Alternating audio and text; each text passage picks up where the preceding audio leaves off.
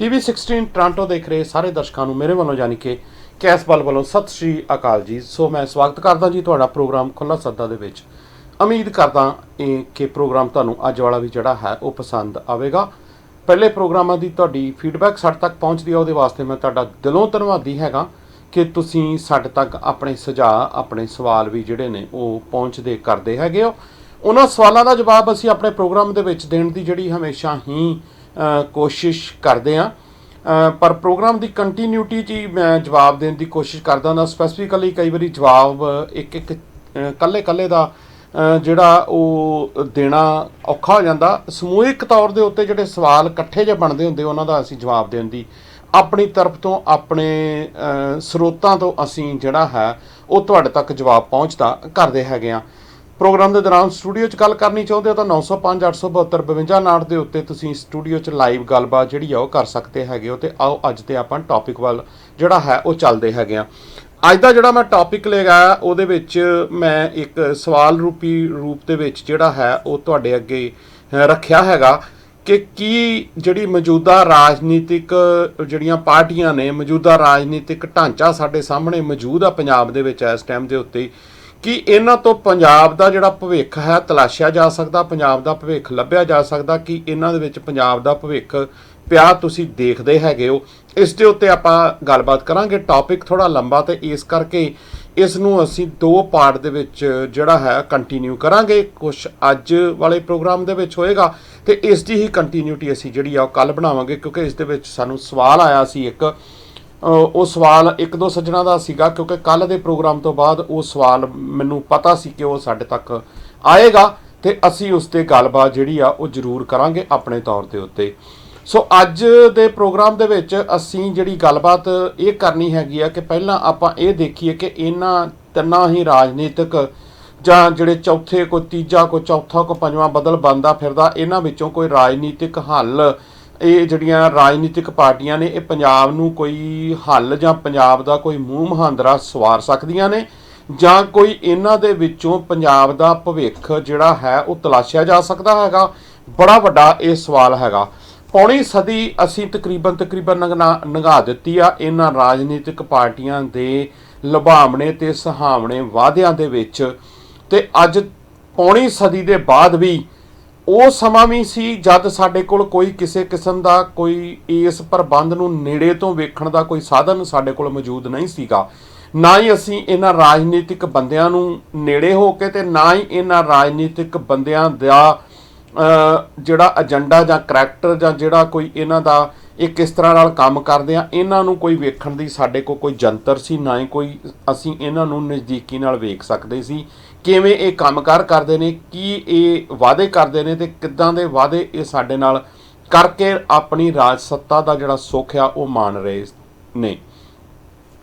ਸੋ ਤਕਰੀਬਨ ਜਦੋਂ ਅਸੀਂ 2000 ਦੇ ਕਰੀਬ ਕਰਦੇ ਸ਼ੁਰੂਆਤ ਹੁੰਦੀ ਹੈਗੀ ਆ, ਆਪਾਂ 95 96 ਤੋਂ ਲੈ ਕੇ ਤੇ 2000 ਤੱਕ ਦੇ ਤੋਂ ਆਪਾਂ ਜੇ ਗਿਣ ਲਿਆ ਜਾਵੇ 2096 ਤੋਂ ਲੈ ਕੇ ਤੇ 2021 ਦਾ ਜਿਹੜਾ ਸਮਾਂ ਹੈਗਾ, ਸੋ 4 ਸਾਲ ਉਸ ਨੂੰ ਲੈ ਲਿਆ ਜਾਵੇ ਤੇ 21 ਸਾਲ ਆਹ ਲਾ ਲਏ ਜਾਣ ਤੇ 25 ਸਾਲ ਦਾ ਸਮਾਂ, ਜਿਸ ਦੇ ਵਿੱਚ ਸਾਰੀ ਪਿਕਚਰ ਵੀ ਸਾਡੇ ਕੋਲ ਕਲੀਅਰ ਹੋ ਗਈ, ਸਾਰਾ ਕੁਝ ਸਾਡੇ ਸਾਹਮਣੇ ਆ ਗਿਆ। ਸਾਡੇ ਕੋਲ ਅਜਿਹੇ ਜੰਤਰ ਮੌਜੂਦ ਨੇ, ਅਜਿਹਾ ਸਾਡੇ ਕੋਲ ਟੈਕਨੋਲੋਜੀ ਦੇ ਰੂਪ ਦੇ ਵਿੱਚ ਮੌਜੂਦ ਆ ਜਿਹਦੇ ਵਿੱਚੋਂ ਅਸੀਂ ਇਹਨਾਂ ਰਾਜਨੀਤਿਕ ਬੰਦਿਆਂ ਨੂੰ ਬਹੁਤ ਨੇੜੇ ਹੋ ਕੇ ਤੇ ਬਹੁਤ ਚੰਗੀ ਤਰੀਕੇ ਦੇ ਨਾਲ ਇਹਨਾਂ ਦਾ ਜੋ ਕੁਝ ਪਿੱਛੇ ਇਹ ਆਪਣੇ ਕਿਰਦਾਰ ਦੇ ਵਿੱਚ ਸ਼ਾਮਲ ਕਰਕੇ ਰਾਜ ਸੱਤਾ ਦੇ ਵਿੱਚ ਇਹ ਜਾਂਦੇ ਰਹੇ ਨੇ, ਰਾਜਸੀ ਸ਼ਕਤੀ ਨੂੰ ਮਾਣਦੇ ਰਹੇ ਨੇ ਤੇ ਰਾਜਸੀ ਪ੍ਰਭਾਵ ਦੇ ਹੇਠ ਇਹ ਜੋ ਕੁਝ ਕਰਦੇ ਰਹੇ ਨੇ ਉਹਨੂੰ ਅਸੀਂ ਬੜੀ ਨੇੜਿਓਂ ਜਿਹੜਾ ਹੈ ਉਹ ਦੇਖਿਆ। ਤੇ ਅੱਜ ਤੇ ਸਾਰਾ ਕੁਝ ਜਿਹੜਾ ਹੈ ਉਹ ਖੁੱਲ੍ਹੇਆਮ ਸਾਡੇ ਕੋਲ ਪਿਆ ਹੋਇਆ, ਹਰ ਬੰਦੇ ਦੇ ਫੋਨ ਦੇ ਵਿੱਚ ਪਿਆ ਹੋਇਆ। YouTube ਨੇ ਦਿੱਤਾ, Facebook ਨੇ ਦਿੱਤਾ ਤੇ ਬਹੁਤ ਸਾਰੇ ਹੋਰ ਅਜਿਹੇ ਐਪ ਜਿਨ੍ਹਾਂ ਤੋਂ ਅਸੀਂ ਸ਼ਾਇਦ ਅਣਜਾਣ ਆ, ਉਹਨਾਂ ਦੇ ਵਿੱਚ ਇਹਨਾਂ ਦੀਆਂ ਅਸਲੀਅਤ ਜਿਹੜੀਆਂ ਨੇ ਉਹ ਪਈਆਂ ਸਾਡੇ ਸਾਹਮਣੇ ਨਜ਼ਰ ਆ ਰਹੀਆਂ ਨੇ। ਸੋ ਮੈਂ ਗੱਲ ਕੀਤੀ ਸੀ ਪੌਣੀ ਸਦੀ ਦੇ ਵਿੱਚ, ਪੌਣੀ ਸਦੀ ਨਿਕਲ ਗਈ ਤੇ ਅਸੀਂ ਇਹਨਾਂ ਰਾਜਨੀਤਿਕ ਪਾਰਟੀਆਂ ਦੇ ਮੂੰਹ ਵੱਲ ਵੇਖਦਿਆਂ ਆਪਣੀਆਂ 3 ਪੀੜ੍ਹੀਆਂ ਜਿਹੜੀਆਂ ਨੇ ਉਹ ਉਸ ਜਗ੍ਹਾ ਦੇ ਉੱਤੇ ਖੜੀਆਂ ਕਰ ਦਿੱਤੀਆਂ ਕਿ ਅੱਜ ਸਾਨੂੰ ਇਹ ਨਹੀਂ ਪਤਾ ਲੱਗ ਰਿਹਾ ਹੈਗਾ ਕਿ ਅਸੀਂ ਜਾਈਏ ਕਿਹੜੇ ਰਸਤੇ ਨੂੰ, ਰਸਤਾ ਕਿਹੜਾ ਲੱਭੀਏ ਤੇ ਰਸਤਾ ਅਪਣਾਈਏ ਕਿਹੜੇ ਬੰਦੇ ਦੇ ਤੇ ਕਿਹੜੀ ਪਾਰਟੀ ਦੇ ਉੱਤੇ ਇਤਬਾਰ ਕਰਨਾ ਚਾਹੀਦਾ ਤੇ ਕਿਹੜੇ ਦੇ ਉੱਤੇ ਇਤਬਾਰ ਨਹੀਂ ਕਰਨਾ ਚਾਹੀਦਾ। ਸੋ ਜਦੋਂ ਇਸ ਰਾਜਨੀਤਿਕ ਢਾਂਚੇ ਨੂੰ ਇੱਕ ਛੋਟੇ ਜਿਹੇ ਲਫ਼ਜ਼ਾਂ ਦੇ ਵਿੱਚ ਜਵਾਬ ਦੇਣਾ ਹੋਵੇ ਤੇ ਸਾਡੇ ਵਰਗੇ ਬੰਦਿਆਂ ਕੋਲ ਪੁੱਛਣਾ ਹੋਵੇ ਜਾਂ ਸਾਡੇ ਵਰਗੇ ਹੋਰ ਜਿਹੜੇ ਅਸੀਂ ਜਿਸ ਵਿਚਾਰਧਾਰਾ ਨੂੰ ਸੰਬੰਧ ਰੱਖਦੇ ਹੈਗੇ ਆ ਜਾਂ ਜਿਸ ਵਿਚਾਰਧਾਰਾ ਨੂੰ ਅਸੀਂ ਪਰਨਾਏ ਹੋਏ ਆ ਜਾਂ ਜਿਸ ਵਿਚਾਰਧਾਰਾ ਨੂੰ ਅਸੀਂ ਆਪਣਾ ਮੁੱਖ ਰੱਖ ਕੇ ਤੇ ਗੱਲਬਾਤ ਕਰਦੇ ਆ, ਉਹਨਾਂ ਸਰੋਤਾਂ ਤੋਂ ਗੱਲਬਾਤ ਲੈ ਕੇ ਤੁਹਾਡੇ ਤੱਕ ਪਹੁੰਚਦੀ ਕਰਦੇ ਆ ਤੇ ਇੱਕ ਸੌਖਾ ਜਿਹਾ ਜਵਾਬ ਦਿੱਤਾ ਜਾ ਸਕਦਾ ਹੈਗਾ ਕਿ ਇਹਨਾਂ ਰਾਜਨੀਤਿਕ ਪਾਰਟੀਆਂ ਦਾ ਸਾਨੂੰ ਮੋਹ ਵੀ ਤਿਆਗਣਾ ਪਊ ਤੇ ਸਾਨੂੰ ਇਹਨਾਂ ਤੋਂ ਜਿਹੜੀ ਹੈ ਕੋਈ ਆਸ ਨਹੀਂ ਰੱਖੀ ਜਾ ਸਕਦੀ ਤੇ ਇਹਨਾਂ ਤੋਂ ਪੰਜਾਬ ਦਾ ਭਵਿੱਖ ਨਹੀਂ ਤਲਾਸ਼ਿਆ ਜਾ ਸਕਦਾ, ਕਿਸੇ ਵੀ ਰੂਪ ਦੇ ਵਿੱਚ ਜਿਹੜਾ ਤਲਾਸ਼ਿਆ ਨਹੀਂ ਜਾ ਸਕਦਾ। ਪਰ ਸਵਾਲ ਫਿਰ ਇੱਥੇ ਹੀ ਆਣ ਕੇ ਪੈਦਾ ਲੋਕ ਕਰ ਦਿੰਦੇ ਨੇ ਕਿ ਸਾਡੇ ਵਾਸਤੇ ਰਸਤਾ ਕੀ ਬਚਦਾ, ਅਸੀਂ ਕਰਨਾ ਕੀ ਆ, ਕਰੀਏ ਕੀ। ਸਾਡੇ ਕੋਲ ਤੇ ਕੋਈ ਹੋਰ ਇਹੋ ਜਿਹਾ ਨਾ ਤੇ ਬਦਲਵਾਂ ਪ੍ਰਬੰਧ ਹੈਗਾ, ਨਾ ਹੀ ਕੋਈ ਬਦਲਵੇਂ ਇਹੋ ਜਿਹੇ ਜਿਹੜੇ ਜਿਨ੍ਹਾਂ ਦੀ ਕਰੈਕਟਰਾਈਜ਼ ਵੈਲਿਊ ਹੁੰਦੀ ਆ, ਜਾਂ ਕੋਈ ਸਾਡੇ ਅੱਗੇ ਅਜਿਹੇ ਚਿਹਰੇ ਹੋਣ ਜਿਨ੍ਹਾਂ ਦੇ ਅਸੀਂ ਮਗਰ ਲੱਗ ਕੇ ਤੇ ਅਸੀਂ ਇਸ ਪੰਜਾਬ ਦੇ ਭਵਿੱਖ ਨੂੰ ਜਿਹੜਾ ਹੈ ਉਹ ਉਸ ਬੁਲੰਦੀਆਂ ਤੱਕ ਪਹੁੰਚਾ ਸਕੀਏ ਕਿ ਜਿੱਥੇ ਅਸੀਂ ਆਪਣੇ ਆਪ ਨੂੰ ਇਹ ਕਹਿ ਸਕੀਏ ਕਿ ਠੀਕ ਹੈ ਕਿ ਹੁਣ ਅਸੀਂ ਸਹੀ ਰਿਸ਼ਤੇ ਦੇ ਉੱਤੇ ਪਏ ਹੋਏ ਹਾਂ ਤੇ ਅਸੀਂ ਦੁਨੀਆ ਭਰ ਦੇ ਵਿੱਚ ਅਜਿਹੇ ਇੱਕ ਸਟੇਟ ਦੇ ਮਾਲਕ ਹੈਗੇ ਆ ਜਾਂ ਇੱਕ ਅਜਿਹੀ ਸਟੇਟ ਨੂੰ ਅਸੀਂ ਬਿਲੋਂਗ ਕਰਦੇ ਆ ਜਿਸ ਸਟੇਟ ਦਾ ਇਹੋ ਜਿਹਾ ਇੱਕ ਨਕਸ਼ਾ ਜਿਹੜਾ ਉਹ ਦੁਨੀਆ ਦੇ ਸਾਹਮਣੇ ਨਜ਼ਰ ਆ ਸਕੇ। ਸੋ ਇਸ ਕਰਕੇ ਇਸ ਜਵਾਬ ਨੂੰ ਖੰਗਾਲਦੇ ਜਦੋਂ ਤੁਸੀਂ ਦੇਖਦੇ ਹੋ ਤੇ ਫਿਰ ਤੁਹਾਨੂੰ 1 by 1 ਇੱਕ ਕਰਕੇ ਸਾਨੂੰ ਇਹਨਾਂ ਦੇ ਸਾਰੇ ਹੀ ਜਿਹੜੀਆਂ ਪਾਰਟੀਆਂ ਨੇ ਇਹਨਾਂ ਨੂੰ ਦੇਖਣਾ ਪਏਗਾ। ਜੇ ਆਪਾਂ ਗੱਲ ਕਰ ਲਈਏ ਕਾਂਗਰਸ ਦੀ ਤਾਂ ਕਾਂਗਰਸ ਜਿਹੜੀ ਹੈਗੀ ਆ ਉਹ ਬਿਲਕੁਲ ਆਪਣੇ ਹੀ ਏਜੰਡਿਆਂ ਤੋਂ ਜਿਹੜੀ ਆ ਉਹ ਬਿਲਕੁਲ ਥੱਲੇ ਜਾ ਚੁੱਕੀ ਆ ਜੇ ਆਪਾਂ ਇਹਨਾਂ ਦੀ ਟੋਕਰੀ 'ਚ ਬਹਿ ਕੇ ਗੱਲ ਕਰਨੀ ਹੋਵੇ ਤਾਂ। ਸੋ ਉੱਥੇ ਤੁਹਾਨੂੰ ਕਾਂਗਰਸ ਦਾ ਸਾਰਾ ਕੁਝ ਤਾਣਾ ਬਾਣਾ ਜਿਹੜਾ ਹੈ ਉਹ ਉਹਨਾਂ ਦੀ ਆਪਸ ਵਿੱਚ ਪਾਟੋ ਧਾੜ ਜਿਹੜੀ ਆ ਉਹ ਨਜ਼ਰ ਜਿਹੜੀ ਆ ਜਾਏਗੀ। ਇਹ ਗੱਲ ਮੈਂ ਉਸ ਪੱਖ ਤੋਂ ਕਰਦਾ ਪਿਆ ਕਿ ਜਿਹੜੇ ਲੋਕ ਇਹਨਾਂ 'ਚੋਂ ਪੰਜਾਬ ਦਾ ਭਵਿੱਖ ਤਲਾਸ਼ਦੇ ਨੇ ਉਹਨਾਂ ਨੂੰ ਇੱਕ ਬੜਾ ਵੱਡਾ ਜਵਾਬ ਜਿਹੜਾ ਇਹਦੇ 'ਚੋਂ ਮਿਲ ਸਕਦਾ ਹੈਗਾ। ਦੂਸਰੀ ਗੱਲ ਅਕਾਲੀ ਦਲ ਦੀ ਕਰ ਲਈਏ। ਅਕਾਲੀ ਦਲ ਜਿਹੜਾ ਹੁਣ ਤੇ ਬਹੁਤ ਲੰਮੇ ਸਮੇਂ ਤੋਂ ਅਕਾਲੀ ਦਲ ਜਿਹੜਾ ਉਹ ਪੰਜਾਬ ਪਾਰਟੀ ਬਣ ਗਈ ਆ।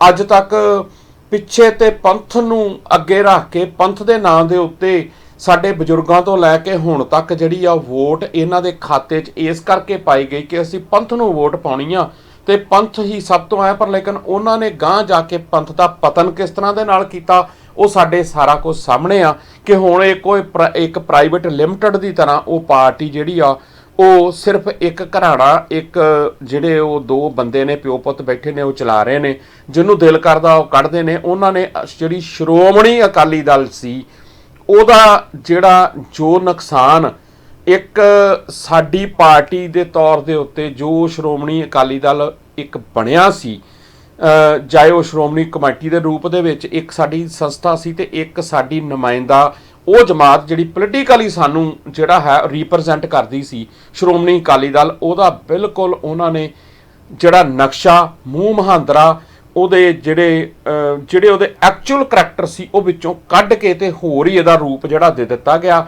ਉਹਨਾਂ ਨੇ ਬਾਹਰੀ ਰੂਪ ਦੇ ਵਿੱਚ ਚਾਹੇ ਉਹਨੂੰ ਰੱਖਣ ਦੀ ਕੋਸ਼ਿਸ਼ ਕੀਤੀ ਆ ਕਿ ਸ਼੍ਰੋਮਣੀ ਅਕਾਲੀ ਦਲ, ਅੱਗੇ ਬਾਦਲ ਕਰ ਲਿਆ, ਅੱਗੇ ਪ੍ਰਾਈਵੇਟ ਲਿਮਟਿਡ ਵੀ ਕਰਦੇ ਨੇ, ਉਹਦੇ 'ਚ ਵੀ ਕੋਈ ਫਰਕ ਨਹੀਂ ਪੈਂਦਾ।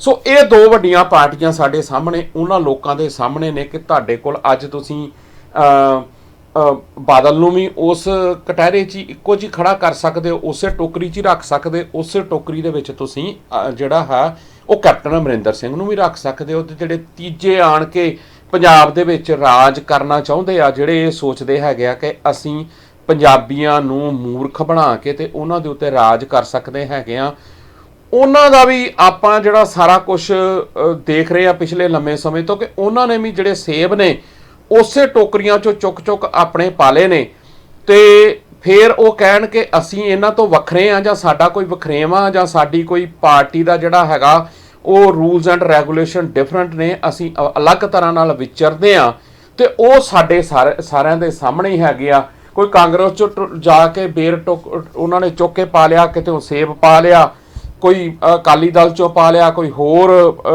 ਪਾ ਲਾ ਕੇ ਉਹਨਾਂ ਨੇ ਖੜੇ ਕਰ ਦਿੱਤੇ, ਜਿਹੜੇ ਉਹਨਾਂ ਚੋਂ ਲੱਗੇ ਕਿ ਇਹ ਥੋੜਾ ਬਹੁਤ ਸਾਡੇ ਜਿਹੜੇ ਨੇ ਉਹ ਉਸੂਲਾਂ ਮੁਤਾਬਕ ਨਹੀਂ ਚੱਲਣਗੇ ਜਾਂ ਸਾਡੇ ਮੁਤਾਬਕ ਇਹਨਾਂ ਦੀ ਸੁਰ ਨਹੀਂ ਰਲਦੀ, ਉਹਨਾਂ ਨੂੰ ਚੁੱਕ ਕੇ ਉਹਨਾਂ ਨੇ ਬਾਹਰ ਮਾਰਿਆ। ਤੇ ਕੁਝ ਹੋਰ ਨਵੇਂ ਸੇਬ ਜਿਹੜੇ ਨੇ ਉਹ ਚੱਕ ਕੇ ਪਾ ਕੇ ਉਹਨਾਂ ਨੇ ਰਲ ਗੱਡ ਜਿਹਾ ਕਰਕੇ ਤੇ ਇੱਕ ਪਾਰਟੀ ਹੋਰ ਖੜੀ ਕਰਕੇ ਰੂਪ ਦੇ ਵਿੱਚ ਆਮ ਆਦਮੀ ਪਾਰਟੀ। ਫਿਰ ਕੁਝ ਹੋਰ ਟੁੱਟੇ ਬੇਰ ਤੁਰੇ ਫਿਰਦੇ ਨੇ, ਜਿਹੜਾ ਕੋਈ ਚੌਥਾ ਪੰਜਵਾਂ ਫਰੰਟ ਬਣਾਉਂਦੇ ਫਿਰਦੇ ਨੇ। ਸੋ ਜਦੋਂ ਤੁਸੀਂ ਇਸ ਪੂਰੇ ਰਾਜਨੀਤਿਕ ਢਾਂਚੇ ਨੂੰ ਦੇਖਦੇ ਹੋ ਤੇ ਪੰਜਾਬ ਦੇ ਪੱਲੇ ਇਸ ਰਾਜਨੀਤਿਕ ਢਾਂਚੇ ਚੋਂ ਨਾ ਪੌਣੀ ਸਦੀ 'ਚ ਕੁਝ ਲੱਭਿਆ ਤੇ ਨਾ ਆਉਣ ਵਾਲੇ ਸਮੇਂ ਦੇ ਵਿੱਚ ਕੁਝ ਲੱਭੇਗਾ, ਜਿਸ ਦੇ ਵਿੱਚ ਸਾਡੇ ਨੌਜਵਾਨ ਨਿਰਾਸ਼ਤਾ ਵਿੱਚ ਜਾ ਚੁੱਕੇ ਨੇ। ਸਾਡੇ ਉਹ ਬੰਦੇ ਕਿ ਜਿਹੜੇ ਬੰਦੇ ਇਹ ਕਹਿਣਾ ਸ਼ੁਰੂ ਕਰ ਦਿੱਤਾ ਕਿ ਅਸੀਂ ਲੈਣਾ ਹੀ ਕੁਛ ਨਹੀਂ ਇਹਨਾਂ ਤੋਂ, ਤੇ ਉਹਨਾਂ ਨੂੰ ਐਂ ਲੱਗਦਾ ਕਿ ਸਾਡਾ ਇਸ ਤਰ੍ਹਾਂ ਦੇ ਨਾਲ ਕਹਿ ਕੇ ਖਹਿੜਾ ਜਿਹੜਾ ਉਹ ਛੁੱਟ ਜਾਂਦਾ ਹੈਗਾ। ਪਰ ਗੱਲ ਤਾਂ ਇੱਥੇ ਆਣ ਕੇ ਖੜੀ ਕਿ ਸਾਡੇ ਉਸ ਪੰਜਾਬ ਦਾ ਬਣੇਗਾ ਕੀ। ਸੋ ਜੇ ਪੌਣੀ ਸਦੀ 'ਚ ਨਹੀਂ ਬਣਿਆ, ਇਹਨਾਂ ਦੇ ਕਰੈਕਟਰ ਸਾਡੇ ਸਾਰੇ ਸਾਹਮਣੇ ਆ ਗਏ ਤਾਂ ਸਾਰਾ ਕੁਝ ਸਾਡੇ ਸਾਹਮਣੇ ਆਣ ਡਿੱਗਿਆ। ਸੋ ਸਾਡੇ ਅੱਗੇ ਆਣ ਕੇ ਸਵਾਲ ਇਹ ਪੈਦਾ ਹੋ ਜਾਂਦਾ ਹੈਗਾ ਕਿ ਨਾ ਤਾਂ ਉਸ ਦੇਸ਼ ਦਾ ਸੰਵਿਧਾਨ ਤੇ ਨਾ ਹੀ ਉਸ ਦੇਸ਼ ਦੇ ਇਸ ਸਟੇਟ ਦੇ ਜਿਹੜੇ ਰਾਜਨੀਤਿਕ ਲੋਕ ਨੇ, ਜਿਹੜੇ ਤਖਤੀਆਂ ਪਾ ਕੇ ਵਿਕ ਗਏ ਤੇ ਕੁਝ ਵਿਕਣ ਨੂੰ ਤਿਆਰ ਬੈਠੇ ਨੇ। ਤੇ ਅਸੀਂ ਪੰਜਾਬ ਨੂੰ ਲੁੱਟਾਂਗੇ ਕਿਵੇਂ, ਕੁੱਟਾਂਗੇ ਕਿਵੇਂ, ਲੋਕਾਂ ਦਾ ਜੀਵਨ ਪੱਧਰ ਅਸੀਂ ਕਿੱਧਰ ਨੂੰ ਸੁੱਟਾਂਗੇ, ਨੌਜਵਾਨੀ ਨੂੰ ਨਸ਼ਿਆਂ 'ਚ ਕਿਵੇਂ ਗਲਤਾਨ ਕਰਾਂਗੇ, ਨੌਜਵਾਨੀ ਨੂੰ ਹੋਰ ਰਸਤਿਆਂ ਦੇ ਉੱਤੇ ਕਿਵੇਂ ਪਾਵਾਂਗੇ, ਉਹ ਸਾਰੇ ਕਰੈਕਟਰ ਅੱਜ ਸਾਡੇ ਸਾਹਮਣੇ ਆਣ ਕੇ ਖੜੇ ਹੋ ਗਏ।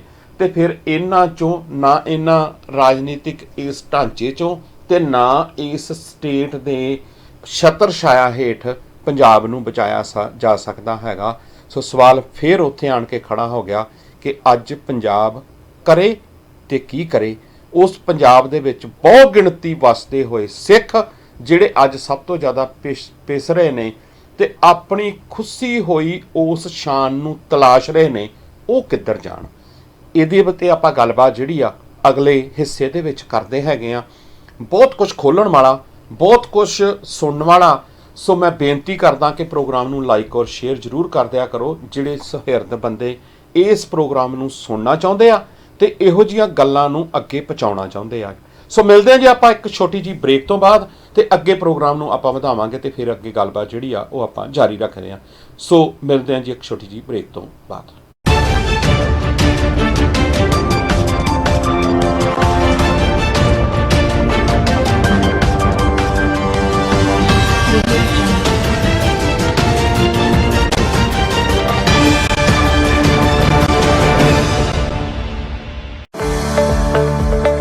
वक्त बदल चुका है ते वक्त दे नाल बदल चुके ने एंटरटेनमेंट दे साधन भी। हुण केबल, सैटेलाइट या IPTV बॉक्स दी कोई जरूरत नहीं। अपना स्मार्टफोन चुको अते ऐप स्टोर या गूगल प्ले स्टोर तो आज ही डाउनलोड करो ईबाबा एंटरटेनमेंट ऐप। कास्ट डोंगल दी मदद नाल तुसी अपने पसंदीदा टीवी चैनल्स या मूवीज अपने टीवी ते भी देख सकदे हो अते ड्राइव करदे वेले ब्लूटूथ नाल रेडियो भी सुन सकदे हो। ईबाबा एंटरटेनमेंट ऐप एंड्रॉयड टीवी अते set top box Google play store ते उपलब्ध ਹਨ। सो जल्दी तो जल्दी खुद भी ਇਹ ऐप डाउनलोड करो ਅਤੇ ਆਪਣੇ फैमिली फ्रेंड्स ਨਾਲ ਵੀ ਇਹ ਜਾਣਕਾਰੀ शेयर करो। ईबाबा एंटरटेनमेंट ऐप।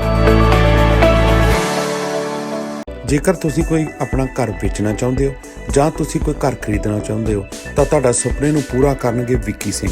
ਸੋ ਵਿੱਕੀ ਸਿੰਘ ਹੋਣਾ ਨਾਲ ਤੁਸੀਂ ਬੈਠੋ, ਉਹਨਾਂ ਨਾਲ ਇੱਕ ਮੀਟਿੰਗ ਕਰੋ, ਤੁਹਾਡੇ ਘਰ ਦੇ ਵਧੀਆ ਡਾਲਰ ਦਵਾ ਸਕਦੇ ਨੇ। ਅਗਰ ਤੁਸੀਂ ਕੋਈ ਫਸਟ ਟਾਈਮ ਬਾਇਰ ਹੋ, ਤੁਸੀਂ ਵਧੀਆ ਪ੍ਰਾਪਰਟੀ ਲੱਭ ਰਹੇ ਹੋ ਤੇ ਉਹਨਾਂ ਨਾਲ ਬੈਠ ਕੇ ਮੀਟਿੰਗ ਕਰੋ, ਤੁਹਾਡੇ ਬਜਟ ਦੇ ਅਕੋਰਡਿੰਗ ਟੂ ਤੁਹਾਨੂੰ ਵਧੀਆ ਘਰ ਦਿਵਾਉਣਗੇ। ਸੋ ਤੁਹਾਡੇ ਸੁਪਨਿਆਂ ਨੂੰ ਸਾਕਾਰ ਕਰ ਸਕਦੇ ਨੇ। ਉਹਨਾਂ ਦਾ ਕੰਟੈਕਟ ਨੰਬਰ ਹੈਗਾ 3659990709 ਦੇ ਉੱਤੇ 365 999 0709 ਦੇ ਉੱਤੇ ਤੁਸੀਂ ਸੰਪਰਕ ਕਰ ਸਕਦੇ ਹੋ। ਰਾਇਲੇ ਪੇਜ ਨਾਲ ਕੰਮ ਕਰਦੇ ਨੇ, ਬੈਠ ਕੇ ਮੀਟਿੰਗ ਕਰੋ। ਅਗਰ ਕੋਈ ਇਨਵੈਸਟਮੈਂਟ ਪ੍ਰਾਪਰਟੀ ਵੀ ਲੱਭ ਰਹੇ ਹੋ ਤਾਂ ਵੀ ਤੁਹਾਡੀ ਜਿਹੜੀ ਹੈ ਉਸ ਲੋੜ ਨੂੰ ਪੂਰਾ ਕੀਤਾ ਜਾ ਸਕਦਾ ਹੈਗਾ। ਸੋ ਸੰਪਰਕ ਕਰੋ ਉਹਨਾਂ ਦੇ ਨਾਲ। ਉਹਨਾਂ ਦਾ ਫੋਨ ਨੰਬਰ ਅਗੇਨ 3659990709 ਦੇ ਉੱਤੇ।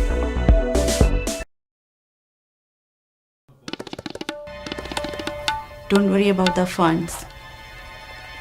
You will be provided as much as you want. इस तरीके से सिखों के दिलों में उबल रही इस बात को हम हमेशा के लिए खत्म कर सकते हैं मैडम। इसके बदले में परिवार आपका ख्याल रखेगा।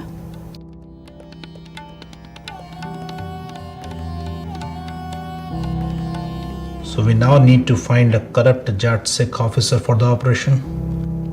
Yes, we have to. Exactly. Now we can use white phosphorus. You're not dealing with a small and group of anti-Indian elements. You're dealing with Punjab. You don't know what happened with Mughals and the Britishers in Punjab.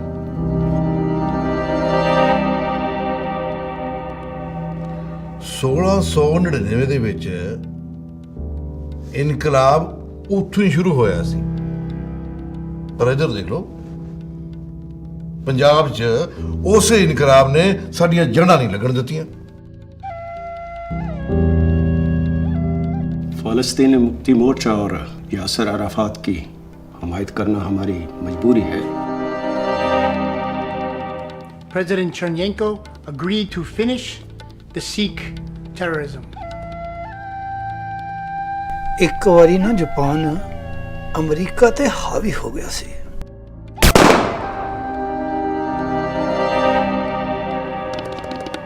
We are part of a nation's army. We have no religion.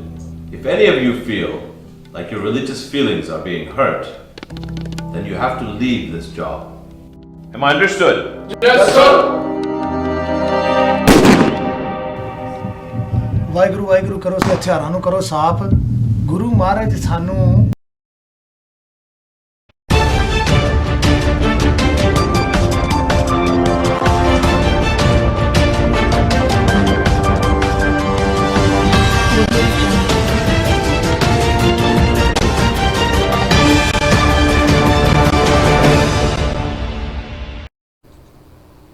So break ਤੋਂ ਬਾਅਦ ਦਰਸ਼ਕੋ ਸਵਾਗਤ ਹੈ। Programme ਚੱਲ ਰਿਹਾ ਜੀ ਖੁੱਲਾ ਸੱਦਾ। ਉਮੀਦ ਕਰਦਾ ਕਿ ਤੁਹਾਨੂੰ ਪਸੰਦ ਆ ਰਿਹਾ ਹੋਵੇਗਾ। ਆਓ ਆਪਾਂ ਪ੍ਰੋਗਰਾਮ ਦੇ ਵਿੱਚ ਅੱਗੇ ਵਧਦੇ ਹੈਗੇ ਆ ਤੇ ਪ੍ਰੋਗਰਾਮ ਦੀ ਜਿਹੜੀ ਆਪਾਂ ਅੱਗੇ ਗੱਲਬਾਤ ਜਿਹੜੀ ਆਪਾਂ ਕਰਦੇ ਪਏ ਹੈਗੇ ਆ ਉਹਦੇ ਤੇ ਆਪਾਂ ਜਿਹੜੀ ਹੈ ਅੱਗੇ ਵਿਸਥਾਰ ਦੇ ਨਾਲ ਸ਼ੁਰੂਆਤ ਕਰਦੇ ਹੈਗੇ ਆ। ਸੋ ਮੈਂ ਗੱਲ ਕਰਦਾ ਪਿਆ ਸੀਗਾ ਕਿ ਇਸ ਮੌਜੂਦਾ ਢਾਂਚੇ ਵਿੱਚੋਂ ਸਾਨੂੰ ਨਿਰਾਸ਼ਤਾ ਤੋਂ ਇਲਾਵਾ ਕੁਝ ਨਹੀਂ ਮਿਲਿਆ ਹੈਗਾ ਤੇ ਆਉਣ ਵਾਲੇ ਸਮੇਂ ਦੇ ਵਿੱਚ ਹੀ ਵੀ ਸਾਨੂੰ ਨਿਰਾਸ਼ਤਾ ਹੀ ਸਾਡੇ ਪੱਲੇ ਪੈਣੀ ਆ।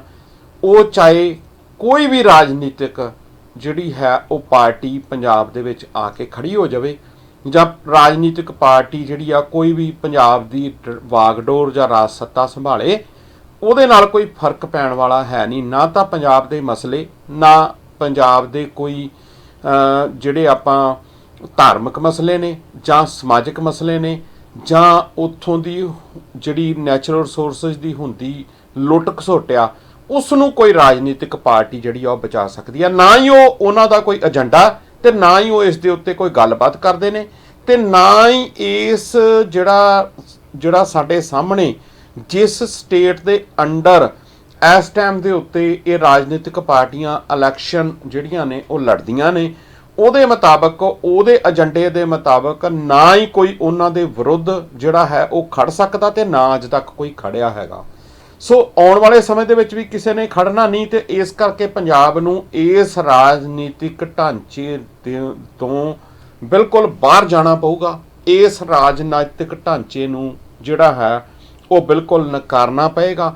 ਇਹਨਾਂ ਰਾਜਨੀਤਿਕ ਲੋਕਾਂ ਤੋਂ ਆਪਣਾ ਮੋਹ ਭੰਗ ਕਰਕੇ ਤੇ ਬਿਲਕੁਲ ਅਲੱਗ ਤੌਰ ਦੇ ਉੱਤੇ ਜਿਹੜਾ ਹੈ ਉਹ ਵਿਚਰਨਾ ਪਏਗਾ ਤੇ ਫਿਰ ਜਿਹੜਾ ਹੈ ਉਹ ਸਾਡੇ ਸਾਹਮਣੇ ਸਥਿਤੀ ਜਿਹੜੀ ਆ ਉਹ ਸਪਸ਼ਟ ਹੋ ਜਾਣੀ ਚਾਹੀਦੀ ਹੈਗੀ ਆ।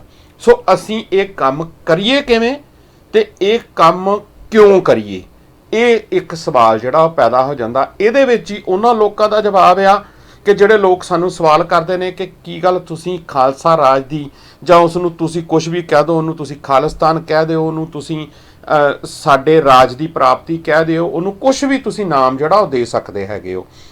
ਸੋ ਉਹਦੀ ਤੁਸੀਂ ਗੱਲਬਾਤ ਕਰਦੇ ਹੋ, ਉਹਦੇ ਵਿੱਚ ਲੋਕ ਸਵਾਲ ਕਰਦੇ ਨੇ। ਇੱਕ ਸੱਜਣ ਦਾ ਸਵਾਲ ਵੀ ਆਇਆ ਸੀਗਾ ਕਿ ਜਿਹਦੀ ਤੁਸੀਂ ਗੱਲ ਕਰਦੇ ਹੋ ਇਹਦਾ ਕੋਈ ਮਾਡਲ, ਇਹਦਾ ਕੋਈ ਸਟਰਕਚਰ, ਇਹਦੀ ਕੋਈ ਬਣਤਰ, ਇਹਦੀ ਕੋਈ ਇਹਦੀ ਕੋਈ ਰੂਪ ਰੇਖਾ, ਉਹਦੇ ਬਾਰੇ ਕਦੀ ਤੁਸੀਂ ਗੱਲਬਾਤ ਨਹੀਂ ਕਰਦੇ ਹੈਗੇ। ਉਹਦੇ ਤੇ ਗੱਲਬਾਤ ਜਿਹੜੀ ਆ ਉਹ ਕੀਤੀ ਜਾਣੀ। ਪਹਿਲੀ ਗੱਲ ਤੇ ਇਹਦੇ ਤੇ ਅਸੀਂ ਦਾਅਵੇਦਾਰੀ ਕਿਵੇਂ ਰੱਖੀਏ, ਦਾਅਵੇਦਾਰੀ ਜਿਹੜੀ ਆ ਉਹ ਕਿਉਂ ਰੱਖਣੀ ਚਾਹੀਦੀ ਆ। ਸਿੱਖ ਜਿਹੜਾ ਹੈ ਤੇ ਪੰਜਾਬ ਜਿਹੜਾ ਹੈ ਉਹ ਆਪਣੀ ਰਾਜਨੀਤੀ ਜਿਹੜੀ ਆ ਉਹਦੀ ਦਾਅਵੇਦਾਰੀ ਪੇਸ਼ ਕਿਵੇਂ ਕਰੇ, ਉਹਦੀ ਦਾਅਵੇਦਾਰੀ ਨੂੰ ਉਹਦੀ ਪੇਸ਼ਕਾਰੀ ਕਿਵੇਂ ਹੋਵੇ, ਉਹ ਵਿਲੱਖਣ ਕਿਵੇਂ ਹੋਵੇ, ਉਹ ਅਲੱਗ ਕਿਵੇਂ ਹੋਵੇ। ਇਸ ਦੁਨੀਆ ਭਰ ਦੇ ਵਿੱਚ ਜਿਹੜਾ ਵਰਲਡ ਆਰਡਰ ਜਿਹੜਾ ਚੱਲਿਆ ਹੋਇਆ ਇਸ ਟਾਈਮ ਦੇ ਉੱਤੇ, ਜਿਹਨੂੰ ਅਸੀਂ ਜੀਓ ਪੋਲਿਟਿਕਸ ਦਾ ਨਾਮ ਦਿੰਦੇ ਆ, ਉਹਦੇ ਵਿੱਚ ਕੀ ਵਿਲੱਖਣ ਹੈ। ਕੀ ਤੁਹਾਡੇ ਕੋਲ ਤੁਹਾਡਾ ਕੋਈ ਮਾਡਲ ਹੈ, ਕੀ ਤੁਹਾਡਾ ਕੋਈ ਸਟਰਕਚਰ ਹੈ, ਇੱਕ ਅਲੱਗ ਮਾਡਲ ਕਿਹੜਾ ਕੋਈ ਤੁਸੀਂ ਪੇਸ਼ ਕਰੋਗੇ ਜਿਹਦੇ ਕਰਕੇ ਤੁਸੀਂ ਦੁਨੀਆ ਨੂੰ ਇਹ ਦਿਖਾ ਸਕੋਗੇ ਕਿ ਅਸੀਂ ਵਿਲੱਖਣ ਵੀ ਆ ਤੇ ਅਸੀਂ ਇਸ ਦੁਨੀਆ ਦੇ ਨਾਲ ਚੱਲਦੇ ਪ੍ਰਵਾਹ ਅਨੁਸਾਰ ਆਪਣੀਆਂ ਪਰੰਪਰਾਵਾਂ ਨੂੰ ਲੈ ਕੇ ਚੱਲ ਵੀ ਰਹੇ ਹੈਗੇ ਆ। ਸੋ ਇਹ ਕਿਹੜਾ ਮਾਡਲ ਹੈਗਾ। ਸੋ ਇਸ ਮਾਡਲ ਨੂੰ ਅਸੀਂ ਅੱਜ ਖੰਗਾਲਾਂਗੇ, ਅੱਜ ਦੇ ਪ੍ਰੋਗਰਾਮ 'ਚ ਵੀ ਖੰਗਾਲਾਂਗੇ ਤੇ ਕੱਲ ਦੇ ਪ੍ਰੋਗਰਾਮ ਦੇ ਵਿੱਚ ਵੀ ਆਪਾਂ ਇਸ ਦੇ ਉੱਤੇ ਗੱਲਬਾਤ ਕਰਾਂਗੇ, ਕਿਉਂਕਿ ਕੰਟੀਨਿਊ ਪਾਰਟ 2 ਕਰਨੇ ਪੈਣੇ ਨੇ। ਇੱਕ ਦੇ ਵਿੱਚ ਇਹ ਪ੍ਰੋਗਰਾਮ ਖਤਮ ਹੋਣ ਵਾਲਾ ਨਹੀਂ ਸੀਗਾ, ਸੋ ਇਸ ਨੂੰ ਪੂਰਾ ਨਹੀਂ ਸੀ ਕੀਤਾ ਜਾ ਸਕਦਾ। ਸੋ ਪਹਿਲੀ ਗੱਲ ਆਪਾਂ ਇੱਥੋਂ ਸ਼ੁਰੂ ਕਰ ਲੈਣੇ ਹੈਗੇ ਆ ਕਿ ਸੈਕੰਡ ਵਰਲਡ ਵਾਰ ਤੋਂ ਬਾਅਦ ਜਿਹੜਾ ਹੈ ਉਹ ਦੁਨੀਆ ਭਰ ਦੇ ਵਿੱਚ ਇੱਕ ਜਿਹਨੂੰ ਨਾਮ ਦਿੱਤਾ ਗਿਆ, ਜਿਹਦਾ ਨਾਮ ਪ੍ਰਚਾਰਿਆ ਗਿਆ, ਉਹਦਾ ਨਾਮ ਰੱਖਿਆ ਗਿਆ ਡੈਮੋਕ੍ਰੇਸੀ। ਕਿਉਂਕਿ ਸੈਕੰਡ ਵਰਲਡ ਵਾਰ ਤੋਂ ਬਾਅਦ ਜਿਹੜਾ ਹੈ ਉਹ ਇੱਕ ਅਲੱਗ ਤਰੀਕੇ ਦੀ ਰਾਜਨੀਤੀ ਸਾਡੇ ਸਾਹਮਣੇ ਜਿਹੜੀ ਆ ਉਹਦੀ ਪੇਸ਼ਕਾਰੀ ਹੋਈ ਕਿ ਇਹ ਪੇਸ਼ਕਾਰੀ ਇਸ ਤਰ੍ਹਾਂ ਦੇ ਨਾਲ ਹੋਣੀ ਚਾਹੀਦੀ ਆ। ਉਹਦਾ ਨਾਮ ਰੱਖਿਆ ਗਿਆ ਉਹਨਾਂ ਨੇ ਡੈਮੋਕ੍ਰੇਸੀ। ਤੇ ਡੈਮੋਕ੍ਰੇਸੀ ਨੂੰ ਜਦੋਂ ਤੁਸੀਂ ਬਾਹਰੀ ਰੂਪ ਦੇ ਵਿੱਚ ਦੇਖਦੇ ਹੋ ਤੇ ਇਹ ਇੰਨਾ ਕੁ ਵਧੀਆ ਜਿਹੜੀ ਆ ਉਹ ਲੱਗਦੀ ਆ ਤੇ ਉਹ ਦੇਸ਼ ਆਪਣੇ ਆਪ ਨੂੰ ਛਾਤੀ ਚੌੜੀ ਕਰਕੇ ਕਹਿੰਦੇ ਕਿ ਸਾਡਾ ਮੁਲਕ ਜਿਹੜਾ ਹੈਗਾ ਉਹ ਬਿਲਕੁਲ ਡੈਮੋਕ੍ਰੇਟਿਕ ਮੁਲਕ ਹੈਗਾ। ਅਸੀਂ ਡੈਮੋਕ੍ਰੇਸੀ ਜਿਹੜੀ ਸਾਡੀ ਸਭ ਤੋਂ ਵੱਡੀ ਪਾਵਰ ਦੁਨੀਆ ਦੇ ਵਿੱਚ ਆ, ਅਸੀਂ ਉਸ ਨੂੰ ਬਿਲੋਂਗ ਕਰਦੇ ਆ ਤੇ ਛਾਤੀ ਚੌੜੀ ਕਰਕੇ ਦੇਸ਼ ਆਪਣੇ ਆਪ ਨੂੰ ਇਹ ਗੱਲ ਕਹਿੰਦੇ ਹੈਗੇ ਨੇ ਕਿ ਅਸੀਂ ਬਹੁਤ ਵੱਡੀ ਇੱਕ ਜਿਹੜੀ ਹੈ ਇਸ ਨਵੀਂ ਜਨਮੀ ਹੋਈ ਜਿਹੜੀ ਚੀਜ਼ ਆ ਉਹਦੇ ਅਸੀਂ ਇੱਕ ਮੈਂਬਰ ਆ ਤੇ ਉਹਦੇ ਅਸੀਂ ਮੋਹਰੀ ਵੀ ਆ, ਜਿਹਦੇ ਵਿੱਚ ਭਾਰਤ ਜਿਹੜਾ ਹੈ ਉਹ ਸਭ ਤੋਂ ਜ਼ਿਆਦਾ ਵੱਡੀ ਦਾਅਵੇਦਾਰੀ ਪੇਸ਼ ਕਰਦਾ ਹੈਗਾ ਕਿ ਇੱਥੇ ਵਸਦੇ ਹੋਏ ਜਿਹੜੇ ਬਸ਼ਿੰਦੇ ਨੇ ਉਹ ਅਸੀਂ ਵੱਡੀ ਜਮਹੂਰੀਅਤ ਨੂੰ ਅਸੀਂ ਜਿਹੜਾ ਹੈ ਉਹ ਬਿਲੋਂਗ ਕਰਦੇ ਹੈਗੇ ਆ। ਸਭ ਤੋਂ ਜ਼ਿਆਦਾ ਪ੍ਰਚਾਰ ਕਰਨ ਵਾਲਾ ਜਿਹੜਾ ਉਹਦੇ ਵਿੱਚ ਭਾਰਤ ਹੈਗਾ। ਸੋ ਜਦੋਂ ਅਸੀਂ ਇਸ ਸਾਰੀ ਡੈਮੋਕ੍ਰੇਸੀ ਨੂੰ ਖੰਗਾਲਦੇ ਆ ਜਾਂ ਇਸ ਡੈਮੋਕ੍ਰੇਸੀ ਨੂੰ ਦੇਖਦੇ ਹੈਗੇ ਆ ਬਾਹਰੀ ਰੂਪ ਦੇ ਵਿੱਚ, ਜਦੋਂ ਇਸ ਨੂੰ ਅਸੀਂ ਸਾਡੇ ਸਾਹਮਣੇ ਇਹਦੀ ਪੇਸ਼ਕਾਰੀ ਹੁੰਦੀ ਆ, ਉਹ ਇੰਨੀ ਕੁ ਸੋਹਣੀ ਆ, ਇੰਨੀ ਕੁ ਲੁਭਾਵਣੀ ਆ, ਇੰਨੀ ਕੁ ਵਧੀਆ ਲੱਗਦੀ ਆ ਕਿ ਸਾਡਾ ਤਕਰੀਬਨ ਹਰ ਬੰਦਾ ਇਹ ਸੋਚਦਾ ਕਿ ਵਾਕਿਆ ਹੀ ਯਾਰ ਇਹ ਡੈਮੋਕ੍ਰੇਸੀ ਕਿੰਨੀ ਵਧੀਆ ਚੀਜ਼ ਹੈਗੀ ਆ, ਜਾਂ ਡੈਮੋਕ੍ਰੇਸੀ ਜਿਹੜੀ ਹੈਗੀ ਆ ਇਹ ਅਸੀਂ ਉਹਦੇ ਇੱਕ ਪਾਰਟ ਹੈਗੇ ਆ ਤੇ ਅਸੀਂ ਕਿੱਡੇ ਚੰਗੇ ਆ ਕਿ ਸਾਡਾ ਜਨਮ ਜਿਹੜਾ ਹੈਗਾ ਉਹ ਉਸ ਟਾਈਮ ਦੇ ਉੱਤੇ ਹੋਇਆ ਕਿ ਜਦੋਂ ਇੱਕ ਜਿਹੜਾ ਪਹਿਲਾ ਦੁਨੀਆ ਦੇ ਵਿੱਚ ਇੱਕ ਚੱਲੀ ਆ ਰਹੀ ਪ੍ਰਕਿਰਿਆ ਸੀ ਕਿ ਰਾਜਿਆਂ ਦਾ ਰਾਜ ਹੁੰਦਾ ਸੀ, ਹਕੂਮਤਾਂ ਹੁੰਦੀਆਂ ਸੀ, ਪੀੜ੍ਹੀ ਦਰ ਪੀੜ੍ਹੀ ਚੱਲਦਾ ਰਾਜ ਹੁੰਦਾ ਸੀ, ਜਿਹਦੇ ਵਿੱਚ ਜ਼ੁਲਮ ਸਤਮ ਇੰਨਾ ਕੁ ਹੁੰਦਾ ਸੀ, ਰਾਜੇ ਤੱਕ ਪਹੁੰਚਣਾ ਔਖਾ ਹੁੰਦਾ ਸੀ, ਆਮ ਬੰਦੇ ਦੀ ਪਹੁੰਚ ਤੋਂ ਦੂਰ ਹੁੰਦਾ ਸੀ ਸਾਰਾ ਕੁਝ, ਤੇ ਉਹ ਆਪਣੀ ਤਾਕਤ ਆਪਣੀ ਸ਼ਕਤੀ ਦਾ ਪ੍ਰਦਰਸ਼ਨ ਕਰਕੇ ਤੇ ਪੀੜ੍ਹੀ ਦਰ ਪੀੜ੍ਹੀ ਆਪਣੇ ਜਿਹੜੇ ਅੱਗੇ ਆਪਣੀ ਜਿਹੜੀ ਗੱਦੀ ਸੀ ਉਹ ਅਗਲਿਆਂ ਨੂੰ ਵਾਰਸ ਬਣਾ ਕੇ ਤੇ ਆਪਣੇ ਪੀੜ੍ਹੀ ਦਰ ਪੀੜ੍ਹੀ ਉਹ ਰਾਜਿਆਂ ਦੀ ਜਿਹੜੀ ਸੀ ਉਹ ਚੱਲੀ ਆਉਂਦੀ ਸੀ। ਤੇ ਅਸੀਂ ਲੋਕ ਕਿੰਨੇ ਚੰਗੇ ਆ ਜਾਂ ਸਾਨੂੰ ਪ੍ਰਮਾਤਮਾ ਨੇ ਕਿੱਡੀ ਵਧੀਆ ਟਾਈਮ ਦੇ ਉੱਤੇ ਪੈਦਾ ਕੀਤਾ ਕਿ ਅਸੀਂ ਡੈਮੋਕ੍ਰੇਟਿਕ ਮੁਲਕਾਂ ਦੇ ਵਿੱਚ ਜਿਹੜਾ ਹੈ ਉਹ ਰਹਿ ਰਹੇ ਆ ਜਾਂ ਡੈਮੋਕ੍ਰੇਸੀ ਦਾ ਆਨੰਦ ਮਾਣ ਰਹੇ ਹੈਗੇ ਆ। ਸੋ ਆ ਜਿਹੜੀ ਚੀਜ਼ ਸਾਡੇ ਸਾਹਮਣੇ ਪੇਸ਼ਕਾਰੀ ਕੀਤੀ ਗਈ, ਇਸ ਨੂੰ ਵੀ ਖੰਗਾਲਣ ਦੀ ਜ਼ਰੂਰਤ ਹੈਗੀ ਆ, ਇਸ ਨੂੰ ਵੀ ਦੇਖਣ ਦੀ ਜ਼ਰੂਰਤ ਹੈਗੀ ਆ। ਉਹਦੇ ਵਿੱਚੇ ਤੁਹਾਡੀ ਗਲੋਬਲਾਈਜੇਸ਼ਨ ਦਾ ਜਿਹੜਾ ਸਵਾਲ ਪੈਦਾ ਹੁੰਦਾ ਉਹ ਵੀ ਜਿਹੜਾ ਉਹ ਆ ਜਾਂਦਾ ਹੈਗਾ। ਜਦੋਂ ਇਹ ਡੈਮੋਕ੍ਰੇਸੀ ਬਣੀ ਤੇ ਇਹਦੇ ਤਕਰੀਬਨ 13 ਕੁ ਮੁਲਕ ਜਿਹੜੇ ਸੀਗੇ ਉਹ ਮੈਂਬਰ ਸੀ, 13 ਕੁ ਜਾਣਿਆਂ ਨੇ ਡੈਮੋਕ੍ਰੇਸੀ, 13 ਮੁਲਕਾਂ ਨੇ ਡੈਮੋਕ੍ਰੇਸੀ ਜਿਹੜੀ ਆ ਉਹ ਲੈ ਕੇ ਆਂਦੀ। ਫਿਰ ਇਹ ਜਾ ਕੇ ਕੋਈ 47 48 50 ਦੇ ਕਰੀਬ ਹੋਏ। ਅੱਜ ਤਕਰੀਬਨ 113 ਦੇਸ਼ ਜਿਹੜੇ ਨੇ ਉਹ ਡੈਮੋਕ੍ਰੇਸੀ ਜਿਹੜੇ ਨੇ ਉਹ ਡੈਮੋਕ੍ਰੇਟਿਕ ਆਪਣੇ ਆਪ ਨੂੰ ਜਿਹੜੇ ਨੇ ਉਹ ਕਹਿ ਰਹੇ ਹੈਗੇ ਨੇ। ਸੋ ਜਦੋਂ ਤੁਸੀਂ ਇਸ ਡੈਮੋਕ੍ਰੇਸੀ ਨੂੰ ਖੰਗਾਲਦੇ ਹੋ, ਇਸ ਨੂੰ ਤੁਸੀਂ ਦੇਖਦੇ ਹੋ, ਤਾਂ ਇਹ ਤਿੰਨ ਚੀਜ਼ਾਂ ਦਾ ਸੁਮੇਲ ਤੁਹਾਡੇ ਸਾਹਮਣੇ ਨਜ਼ਰ ਆਉਂਦਾ ਹੈਗਾ। ਪਹਿਲਾ ਇਹ, ਮੈਂ ਜਿੱਦਾਂ ਕਿਹਾ ਕਿ ਇਹ ਲੁਭਾਵਣਾ ਬੜਾ, ਇਹ ਸੁਹਾਵਣਾ ਬੜਾ, ਇਹ ਦਿਖਦਾ ਬੜਾ ਸੋਹਣਾ, ਤੇ ਇਹਦੇ ਵਿੱਚ ਤਿੰਨ ਉਹ ਚੀਜ਼ਾਂ ਜਿਹੜੀਆਂ ਨੇ ਉਹ ਸਾਡੇ ਕੋਲ ਅੱਜ ਸਾਹਮਣੇ ਜਿਹੜੀਆਂ ਨੇ ਉਹ ਦਿਖ ਰਹੀਆਂ ਹੈਗੀਆਂ ਨੇ। ਇਹ ਪਦੈਸ਼ ਇਹਨਾਂ ਤਿੰਨਾਂ ਚੀਜ਼ਾਂ ਦੀ ਸੀਗੀ। ਉਹਦੇ ਵਿੱਚ ਸੀਗੀ ਬਿਊਰੋਕ੍ਰੇਸੀ, ਉਹਦੇ ਵਿੱਚ ਸੀਗਾ ਸਾਡਾ ਜਿਹੜਾ ਇਲੈਕਟਰਲ ਸਿਸਟਮ ਹੈਗਾ, ਜਿਹੜਾ ਚੋਣ ਪ੍ਰਕਿਰਿਆ ਜਿਹਨੂੰ ਆਪਾਂ ਕਹਿ ਸਕਦੇ ਹੈਗੇ ਆ, ਤੇ ਜਿਹੜੀ ਤੀਜੀ ਵੱਡੀ ਧਿਰ ਹੈਗੀ ਆ ਉਹ ਸੀਗਾ ਕੈਪੀਟਲਿਜ਼ਮ, ਜਿਹਨੂੰ ਆਪਾਂ ਪੂੰਜੀਵਾਦੀ ਲੋਕ ਦਾ ਇੱਕ ਸਮੂਹ ਕਹਿ ਸਕਦੇ ਆ। ਸੋ ਇਹ ਤਿੰਨਾਂ ਜਿਹੜਾ ਦਾ ਸਮੂਹ ਜਾਂ ਤਿੰਨਾਂ ਜਾਣਿਆਂ ਦਾ ਜਿਹੜਾ ਮਿਸ਼ਰਣ ਬਣ ਕੇ ਸਾਡੇ ਸਾਹਮਣੇ ਜਿਹੜੀ ਪੇਸ਼ਕਾਰੀ ਕੀਤੀ ਗਈ, ਉਹ ਪੇਸ਼ਕਾਰੀ ਸੀਗੀ ਡੈਮੋਕ੍ਰੇਸੀ। ਤੇ ਅੱਜ ਕੀ ਹੁੰਦਾ ਹੈਗਾ ਕਿ ਜਦੋਂ ਸਾਡੇ ਸਾਹਮਣੇ ਪੇਸ਼ਕਾਰੀ ਇੱਕ ਰੂਪ ਦੇ ਵਿੱਚ ਆ ਜਾਂਦੀ ਹੈਗੀ ਕਿ ਬਿਊਰੋਕ੍ਰੇਸੀ ਜਿਹੜੀ ਹੈਗੀ ਆ ਉਹ ਆਪਣੇ ਸਾਰੇ ਜਿਹੜੀ ਦੁਨੀਆ ਦੇ ਵਿੱਚ ਡੈਮੋਕ੍ਰੇਟਿਕ ਮੁਲਕ ਨੇ ਉਹਨਾਂ ਦੀ ਜਿਹੜੀ ਸਾਰਾ ਤਾਣਾ ਬਾਣਾ ਉਸ ਦੇਸ਼ ਦਾ ਉਹ ਚਲਾ ਰਹੀ ਹੁੰਦੀ ਆ ਡੈਮੋਕ੍ਰੇਸੀ। ਤੇ ਉਹਦੇ ਵਿੱਚ ਮੇਨ ਕਰੈਕਟਰ ਦੇ ਰੂਪ ਦੇ ਵਿੱਚ ਬੈਠੇ ਹੁੰਦੇ ਨੇ ਰਾਜਨੀਤਿਕ ਲੋਕ, ਜਿਨ੍ਹਾਂ ਨੂੰ ਅਸੀਂ ਆਪਣੇ ਨੁਮਾਇੰਦੇ ਚੁਣ ਕੇ ਤੇ ਬੜੀ ਸ਼ਾਨ ਦੇ ਨਾਲ ਅਸੀਂ ਇਹ ਗੱਲ ਕਹਿੰਦੇ ਆ ਕਿ ਇਹ ਸਾਡੀ ਨੁਮਾਇੰਦਗੀ ਕਰਨਗੇ। ਨੁਮਾਇੰਦਗੀ ਕਿਹਨਾਂ ਦੀ ਕਰਨਗੇ? ਆਮ ਪਬਲਿਕ ਦੀ ਨੁਮਾਇੰਦਗੀ ਜਿਹੜੀ ਆ ਉਹਦੀ ਕੀਤੀ ਜਾਏਗੀ।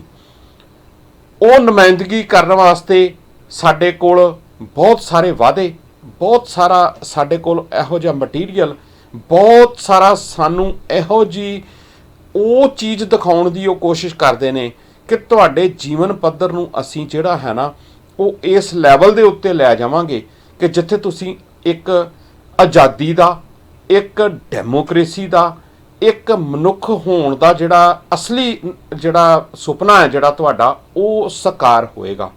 ਪਹਿਲਿਆਂ ਨੇ ਨਹੀਂ ਕੀਤਾ, ਅਸੀਂ ਕਰਾਂਗੇ।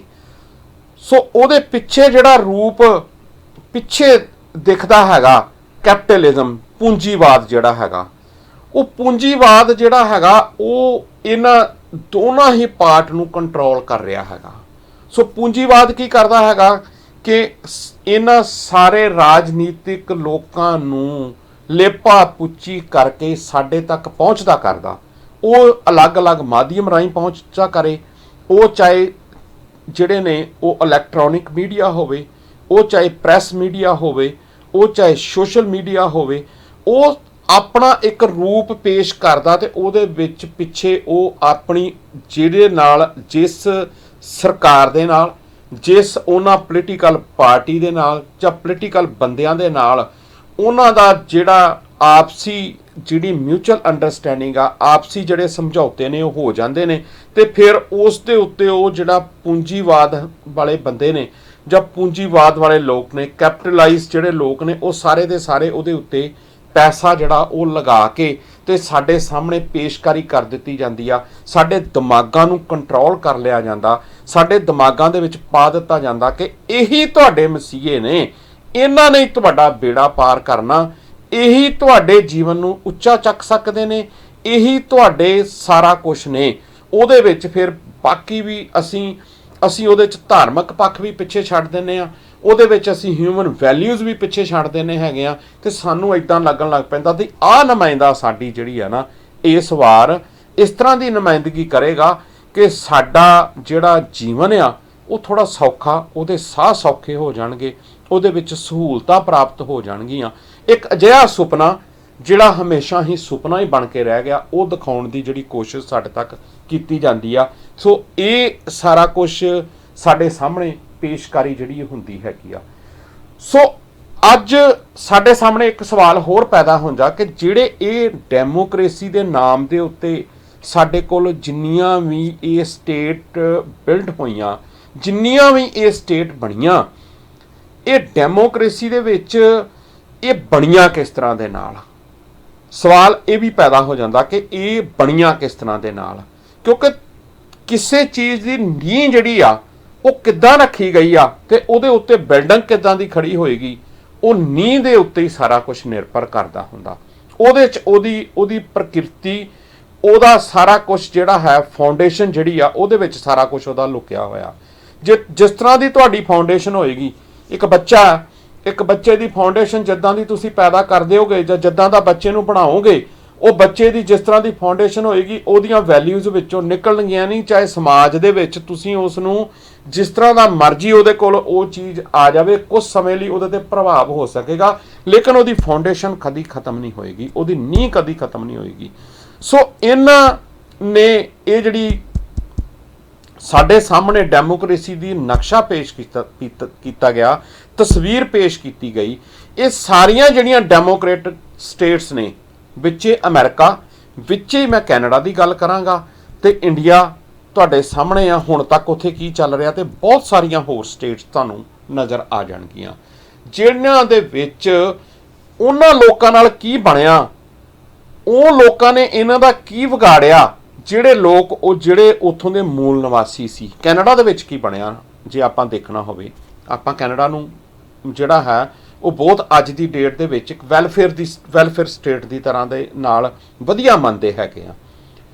ਪਰ ਲੇਕਿਨ ਇਹਦੀ ਨੀਂਹ ਦੇ ਵਿੱਚ ਕੀ ਪਿਆ ਹੋਇਆ, ਇਹਦੀ ਨੀਂਹ ਦੇ ਵਿੱਚ ਕੀ ਪਿਆ ਹੋਇਆ, ਉਹਨਾਂ ਲੋਕਾਂ ਦੀਆਂ ਲਾਸ਼ਾਂ ਤੇ ਉਹਨਾਂ ਲੋਕਾਂ ਦੇ ਲਾਸ਼ਾਂ ਦੇ ਪਿੰਜਰ ਪਏ ਹੋਏ ਨੇ ਕਿ ਕਿੱਦਾਂ ਉਸ ਕਲੋਨੀਅਲ ਸਿਸਟਮ ਨੇ ਇਹਨਾਂ ਨੂੰ ਕਿੱਦਾਂ ਉਹਨਾਂ ਨੂੰ ਮਾਰਿਆ, ਕਿੱਦਾਂ ਉਹਨਾਂ ਦੇ ਜਿਹੜੀ ਨਵੀਂ ਪੀੜ੍ਹੀ ਸੀ ਉਹਨਾਂ ਨੂੰ ਸਕੂਲਾਂ ਦੇ ਵਿੱਚ ਮਾਰਿਆ ਗਿਆ, ਕਿੱਦਾਂ ਉਹਨਾਂ ਨੂੰ ਬੈਕਟੀਰੀਆ ਜਿਹੜੇ ਦਿੱਤੇ ਗਏ, ਕਿੱਦਾਂ ਉਹਨਾਂ ਦਾ ਜਿਹੜਾ ਜੀਵਨ ਦਾ ਜਿਹੜਾ ਸੀਗਾ, ਆਮ ਮਨੁੱਖਤਾ ਦਾ ਜੀਵਨ ਉਹਨਾਂ ਨੇ ਜੀਣਾ ਸੀਗਾ, ਉਸ ਦੇ ਪੱਧਰ ਤੋਂ ਥੱਲੇ ਕਿਵੇਂ ਸੁੱਟਿਆ ਗਿਆ, ਉਹਨਾਂ ਨੂੰ ਖਤਮ ਕੀਤਾ ਗਿਆ, ਮੈਂਟਲੀ ਖਤਮ ਕੀਤਾ ਗਿਆ, ਫਿਜ਼ੀਕਲੀ ਖਤਮ ਕੀਤਾ ਗਿਆ। ਅੱਜ ਉਹ ਲੋਕ ਕਿੱਥੇ ਨੇ, ਕਿੱਥੇ ਤੁਰੇ ਫਿਰਦੇ ਨੇ, ਅੱਜ ਉਹ ਨਸ਼ੇੜੀਆਂ ਦੇ ਰੂਪ ਦੇ ਵਿੱਚ ਸਾਡੇ ਸਾਹਮਣੇ ਨੇ, ਬਹੁਤ ਹੋਰ ਵੱਡੇ ਰੂਪ ਦੇ ਵਿੱਚ ਸਾਡੇ ਸਾਹਮਣੇ ਨੇ। ਇਸ ਤਰ੍ਹਾਂ ਹੀ ਅਮਰੀਕਾ 'ਚ ਹੋਇਆ, ਇਸ ਤਰ੍ਹਾਂ ਦੇ ਨਾਲ ਆਸਟ੍ਰੇਲੀਆ ਦੇ ਵਿੱਚ ਹੋਇਆ, ਕਿੱਥੇ ਦੀ ਤੁਸੀਂ ਗੱਲਬਾਤ ਕਰ ਲਵੋ ਹਰ ਜਗ੍ਹਾ ਦੇ ਉੱਤੇ। ਤੇ ਅੱਜ ਜੋ ਭਾਰਤ ਦੇ ਵਿੱਚ ਹੋ ਰਿਹਾ ਇੱਕ ਨੇਸ਼ਨ ਬਿਲਡਅਪ, ਉਹ ਅੱਗੇ ਜਾ ਕੇ ਆਪਾਂ ਪ੍ਰੋਗਰਾਮ 'ਚ ਹੋਰ ਵੀ ਗੱਲਬਾਤ ਕਰਾਂਗੇ ਇਹਦੇ ਉੱਤੇ।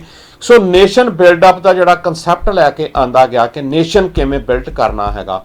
ਸੋ ਉਸ ਨੇਸ਼ਨ ਬਿਲਡ ਕਰਨ ਦੇ ਵਿੱਚ ਜਿਹੜਾ ਹੈ ਉਹ ਡੈਮੋਕ੍ਰੇਸੀ ਦਾ ਚਿਹਰਾ ਲਿਆ ਕੇ ਸਾਹਮਣੇ ਪੇਸ਼ ਕਰ ਦਿੱਤਾ ਜਾਂਦਾ, ਲੇਕਿਨ ਉਹਦੇ ਪਿੱਛੇ ਆਸ਼ਾਵਾਂ ਕੀ ਨੇ, ਇੱਕ ਨੇਸ਼ਨ ਦਾ ਬਿਲਡ ਕਿਵੇਂ ਹੁੰਦਾ ਹੈਗਾ, ਇੱਕ ਨੇਸ਼ਨ ਦੀ ਨੀਂਹ ਕਿਵੇਂ ਰੱਖੀ ਜਾਂਦੀ ਆ, ਤੇ ਉਹਦੇ ਵਿੱਚ ਫਿਰ ਚਾਹੇ ਅਣਮਨੁੱਖੀ ਤਸ਼ੱਦਦ ਕੀਤੇ ਜਾਣ, ਜਿਹੜੇ ਉੱਥੋਂ ਦੇ ਜਿਹੜੇ ਮੂਲ ਨਿਵਾਸੀ ਨੇ ਉਹਨਾਂ ਨੂੰ ਕਿਵੇਂ ਦਰੜਿਆ ਜਾਵੇ, ਕਿਵੇਂ ਉਹਨਾਂ ਨੂੰ ਕੁੱਟਿਆ ਜਾਵੇ, ਕਿਵੇਂ ਉਹਨਾਂ ਨੂੰ ਮਾਰਿਆ ਜਾਵੇ, ਕਿਵੇਂ ਉਹਨਾਂ ਨੂੰ ਕਾਰਨਰ ਕੀਤਾ ਜਾਵੇ, ਉਹਨਾਂ ਨੂੰ ਬਿਲਕੁਲ ਹਾਸ਼ੀਏ ਦੇ ਉੱਤੇ ਧੱਕ ਦਿੱਤਾ ਜਾਵੇ, ਮਾਨਸਿਕ ਤੌਰ ਦੇ ਉੱਤੇ, ਫਿਜ਼ੀਕਲ ਤੌਰ ਦੇ ਉੱਤੇ, ਹਰ ਤਰੀਕੇ ਦੇ ਨਾਲ, ਐਜੂਕੇਸ਼ਨ ਦੇ ਤੌਰ ਦੇ ਉੱਤੇ। ਤੇ ਅੱਜ ਜਿਹੜੀ ਮੈਂ ਗੱਲ ਕਰਨ ਲੱਗਿਆ ਉਹ ਇਹੀ ਹੈ ਕਿ ਅੱਜ ਪੰਜਾਬ ਵੀ ਉਸ ਜਗ੍ਹਾ ਦੇ ਉੱਤੇ ਖੜਾ ਹੈਗਾ। ਉਸ ਨੇਸ਼ਨ ਬਿਲਡ ਅਪ ਦੇ ਕਨਸੈਪਟ ਦੇ ਪਿੱਛੇ ਜਿਹੜੀਆਂ ਤਾਕਤਾਂ ਕੰਮ ਕਰ ਰਹੀਆਂ ਨੇ, ਤੇ ਉਸ ਨੂੰ ਦੇਖਣਾ ਹੋਵੇ ਤੇ ਉੱਥੇ ਜੇ ਭਾਰਤ ਨੂੰ ਦੇਖਣਾ ਹੋਵੇ ਤੇ ਉੱਥੇ ਮਨੂ ਸਮ੍ਰਿਤੀ ਜਿਹੜੀ ਕੰਮ ਕਰਦੀ ਪਈ ਆ, ਉੱਥੇ ਨੈਸ਼ਨਲ ਜਿਹੜਾ ਨੇਸ਼ਨ ਬਿਲਡ ਅਪ ਦਾ ਕਨਸੈਪਟ ਜਿਹੜਾ ਚੱਲ ਰਿਹਾ, ਉੱਥੇ ਅੱਜ ਜਿੰਨੀਆਂ ਵੀ ਮਾਈਨੋਰਟੀਜ਼ ਨੇ, ਚਾਹੇ ਉਹ ਸਿੱਖਾਂ ਨੂੰ ਤੁਸੀਂ ਲਗਾ ਲਓ, ਉਹ ਅੱਜ ਕਿਸ ਹਾਸ਼ੀਏ ਦੇ ਉੱਤੇ ਧੱਕ ਦਿੱਤੇ ਗਏ ਨੇ, ਉਹਦੇ ਵਿੱਚ ਤੁਸੀਂ ਜਿਹੜੇ ਮਾਈਨੋਰਟੀਜ਼ ਦੇ ਵਿੱਚ ਮੁਸਲਿਮ ਨੇ ਉਹ ਕਿਵੇਂ ਧੱਕ ਦਿੱਤੇ ਗਏ ਨੇ, ਤੇ ਉੱਥੋਂ ਦੇ ਜੇ ਮੂਲ ਨਿਵਾਸੀਆਂ ਦੀ ਆਪਾਂ ਗੱਲ ਕਰੀਏ, ਦਲਿਤ ਭਾਈਚਾਰੇ ਦੀ ਆਪਾਂ ਗੱਲ ਕਰੀਏ, ਅੱਜ ਉਹ ਕਿਸ ਹਾਸ਼ੀਏ ਦੇ ਉੱਤੇ ਧੱਕ ਦਿੱਤਾ ਗਿਆ ਹੈਗਾ। ਉਹਨਾਂ ਨੂੰ ਜਦੋਂ ਵੋਟਾਂ ਲੈਣੀਆਂ ਹੁੰਦੀਆਂ ਨੇ ਤੇ ਡੈਮੋਕ੍ਰੇਸੀ ਦਾ ਨਾਂ ਦੇ ਕੇ ਉਹਨਾਂ ਨੂੰ ਇੱਕ ਆਪਣੇ ਸਟੇਟ ਦੇ ਵਿੱਚ ਸ਼ਾਮਲ ਕਰ ਲਿਆ ਜਾਂਦਾ ਕਿ ਤੁਸੀਂ ਵੀ ਸਾਡੇ ਹਿੰਦੂਓ, ਤੇ ਜਦੋਂ ਉਹ ਕਿਸੇ ਮੰਦਿਰ ਵਿੱਚ ਜਾਣ ਦੀ ਗੱਲ ਕਰਨ ਜਿੱਥੇ ਬ੍ਰਾਹਮਣ ਦਾ ਰਾਜ ਹੈਗਾ, ਜਿੱਥੇ ਬ੍ਰਾਹਮਣ ਕਿਸੇ ਵੀ ਹੋਰ ਜਾਤੀ ਨੂੰ ਵੇਖਣਾ ਪਸੰਦ ਨਹੀਂ ਕਰਦਾ, ਉੱਥੇ ਉਹ ਲੋਕਾਂ ਨੂੰ ਅੰਦਰ ਨਹੀਂ ਵੜਨ ਦੀ ਇਜਾਜ਼ਤ ਦਿੱਤੀ ਜਾਂਦੀ, ਉੱਥੇ ਚਾਹੇ ਉਹ ਉਸ ਦੇਸ਼ ਦਾ ਰਾਸ਼ਟਰਪਤੀ ਵੀ ਕਿਉਂ ਨਾ ਹੋਵੇ। ਆਪਣਾ ਪਿੱਛੇ ਜਿਹੜਾ ਸਮਾਂ ਲੰਘਿਆ ਉਹਦੇ 'ਚ ਦੇਖਿਆ ਕਿ ਮੌਜੂਦਾ ਰਾਸ਼ਟਰਪਤੀ ਨੂੰ ਮੰਦਿਰ ਦੇ ਵਿੱਚ ਜਾਣ ਦੀ ਇਜਾਜ਼ਤ ਨਹੀਂ, ਉਹ ਦੇਸ਼ ਦਾ ਰਾਸ਼ਟਰਪਤੀ ਉਸ ਨੇਸ਼ਨ ਦਾ ਬਸ਼ਿੰਦਾ ਹੀ ਨਹੀਂ, ਉਸ ਪੋਸਟ ਦੇ ਉੱਤੇ ਬੈਠਾ ਹੋਇਆ, ਉਸ ਪਦਵੀ ਦੇ ਉੱਤੇ ਬੈਠਾ ਹੋਇਆ ਕਿ ਉਹ ਰਾਸ਼ਟਰਪਤੀ ਦੀ ਪਦਵੀ ਤੇ ਬੈਠ ਕੇ ਮੰਦਿਰ 'ਚ ਐਂਟਰੀ ਨਹੀਂ ਕਰ ਸਕਦਾ ਹੈਗਾ ਕਿਉਂਕਿ ਉਹ ਬ੍ਰਾਹਮਣ ਨਹੀਂ ਹੈ। ਉੱਥੇ ਆਣ ਕੇ ਮਨੂ ਸਮ੍ਰਿਤੀ ਇਸ ਤਰ੍ਹਾਂ ਦੇ ਨਾਲ ਕੰਮ ਕਰਦੀ ਆ। ਸੋ ਉੱਥੇ ਫਿਰ ਡੈਮੋਕ੍ਰੇਸੀ ਜਿਹੜੀ ਆ ਉਹਦਾ ਰੂਪ ਤੁਹਾਡੇ ਸਾਹਮਣੇ ਨਜ਼ਰ ਆ ਜਾਂਦਾ ਹੈਗਾ। ਵਕਫਾ ਇੱਕ ਬ੍ਰੇਕ ਦਾ ਹੋ ਗਿਆ, ਬ੍ਰੇਕ ਤੋਂ ਬਾਅਦ ਆਪਾਂ ਦੁਬਾਰਾ ਜਿਹੜਾ ਹੈ ਉਹ ਗੱਲਬਾਤ ਨੂੰ ਅੱਗੇ ਤੋਰਦੇ ਹਾਂ। ਮਿਲਦੇ ਹਾਂ ਜੀ ਇੱਕ ਛੋਟੀ ਜਿਹੀ ਬ੍ਰੇਕ ਤੋਂ ਬਾਅਦ। ਬਾਹਾਂ ਦੇ ਵਿੱਚ ਲੈਣ ਲਈ ਖੜੇ ਆ ਤੇ ਅਸੀਂ ਇਸ ਨਰਕੀ ਦੁਨੀਆ ਤੋਂ ਕੀ ਲੈਣਾ।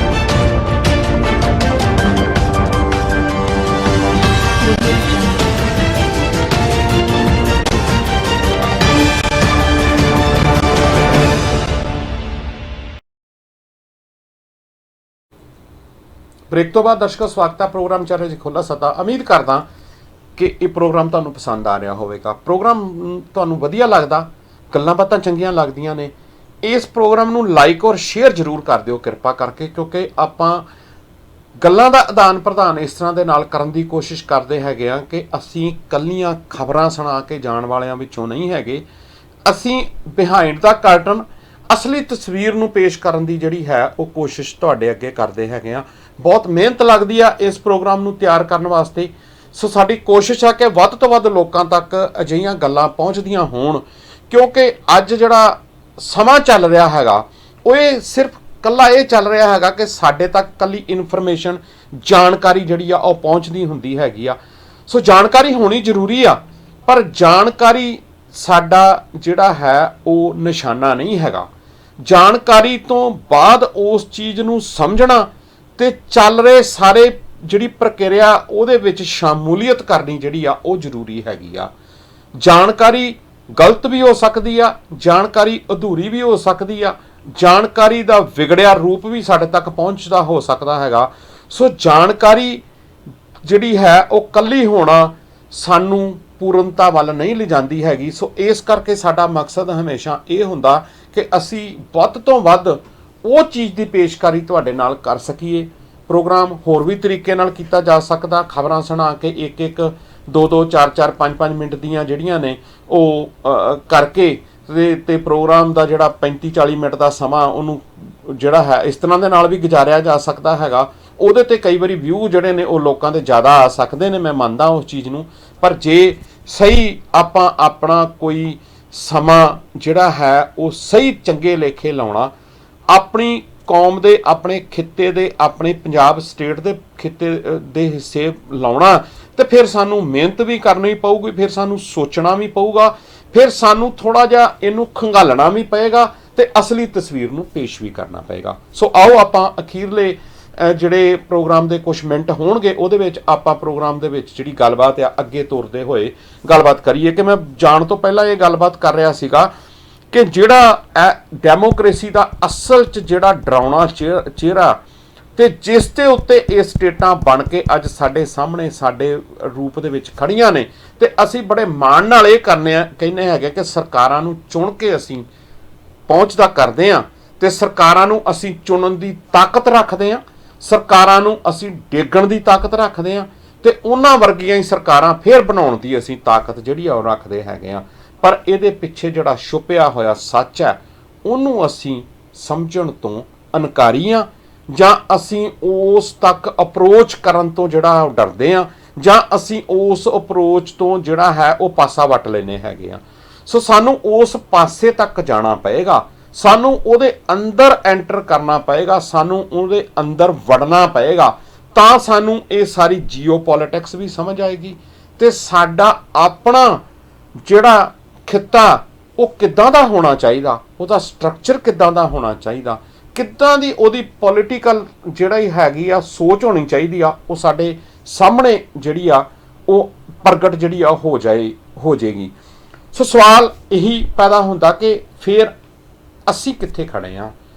ਸਾਡਾ ਇੰਨੀਆਂ ਵੱਡੀਆਂ ਜਿਸ ਕੌਮ ਦੇ ਕੋਲ ਸ਼ਹਾਦਤਾਂ ਹੋਣ, ਜਿੱਥੇ ਉਹਨਾਂ ਦੇ ਗੁਰੂ ਨੇ ਆਪਣਾ ਸਾਰਾ ਪਰਿਵਾਰ ਵਾਰ ਕੇ ਤੇ ਇੱਕ ਖਾਲਸਾਈ ਰਵਾਇਤ ਨੂੰ ਜਿਹੜਾ ਹੈ ਉਹ ਕਾਇਮ ਕੀਤਾ ਹੋਵੇ, 239 ਸਾਲਾਂ ਦਾ ਇਤਿਹਾਸ ਹੋਵੇ, ਤੇ ਅਸੀਂ ਇਸ ਰਾਜਨੀਤਿਕ ਢਾਂਚੇ ਦੇ ਵਿੱਚ ਕਿਤੇ ਨੇੜੇ ਤੇੜੇ ਵੀ ਫਟਕ ਨਹੀਂ ਰਹੇ।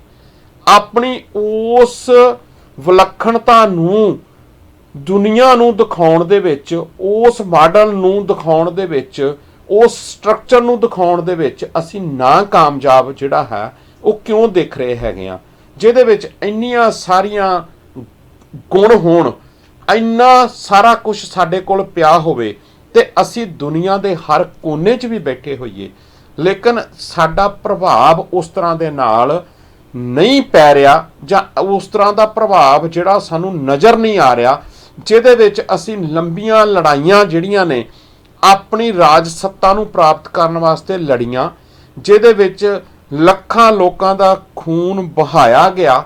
ਜਿੱਥੇ ਲੱਖਾਂ ਲੋਕਾਂ ਦਾ ਖੂਨ ਜਿਹੜਾ ਬਹਿ ਗਿਆ ਹੋਵੇ ਤੇ ਫਿਰ ਸਾਡਾ ਜਿਹੜਾ ਅਸਲੀ ਜਿਹੜਾ ਸਾਨੂੰ ਰਾਜਨੀਤਿਕ ਪੱਖ ਤੋਂ ਸਾਨੂੰ ਜਿਹੜਾ ਸਾਡੀ ਪਹਿਚਾਣ ਬਣਨੀ ਚਾਹੀਦੀ ਸੀ, ਰਾਜਨੀਤਿਕ ਪੱਖ ਸਾਡਾ ਉੱਭਰ ਕੇ ਸਾਹਮਣੇ ਆਉਣਾ ਚਾਹੀਦਾ ਸੀਗਾ, ਉਹ ਕਿੱਥੇ ਗਵਾਚ ਗਿਆ, ਉਹਦੇ ਵਿੱਚ ਕਿਹੜੀ ਕਮੀ ਰਹਿ ਗਈ। ਸੋ ਜ਼ਰੂਰ ਕੋਈ ਨਾ ਕੋਈ ਕਮੀ ਹੋਏਗੀ, ਜ਼ਰੂਰ ਸਾਡੇ ਵਿੱਚ ਕੋਈ ਪੜਚੋਲਣ ਵਾਲੀਆਂ ਚੀਜ਼ਾਂ ਹੋਣਗੀਆਂ ਜਿਨ੍ਹਾਂ ਤੋਂ ਅਸੀਂ ਜਾਂ ਤਾਂ ਮੁਨਕਰ ਹੋਈ ਬੈਠੇ ਹਾਂ ਤੇ ਜਾਂ ਉਹਨਾਂ ਦੇ ਉੱਤੇ ਅਸੀਂ ਜਿਹੜਾ ਹੈ ਚਿੰਤਨ ਨਹੀਂ ਕਰਦੇ, ਜਾਂ ਉਹਦੀ ਅਸੀਂ ਪ੍ਰੈਕਟਿਸ ਨਹੀਂ ਕਰਦੇ, ਜਾਂ ਇਸ ਵਰਲਡ ਆਰਡਰ ਦੇ ਵਿੱਚੋਂ ਅਸੀਂ ਆਪਣੀ ਜਿਹੜੀ ਸਾਡੀ ਆਪਣੀ ਵਿਲੱਖਣਤਾ ਉਹਨੂੰ ਨਾਲ ਚੱਲ ਲੈ ਕੇ ਤੇ ਇਸ ਚੱਲ ਰਹੇ ਵਰਲਡ ਆਰਡਰ ਦੇ ਵਿੱਚ ਅਸੀਂ ਕਿਵੇਂ ਆਪਣੇ ਆਪ ਨੂੰ ਸਥਾਪਿਤ ਕਰਨਾ, ਉਹਦੇ ਵਿੱਚ ਕੋਈ ਕਮੀ ਸਾਨੂੰ ਮਹਿਸੂਸ ਹੋ ਰਹੀ ਹੈਗੀ ਆ।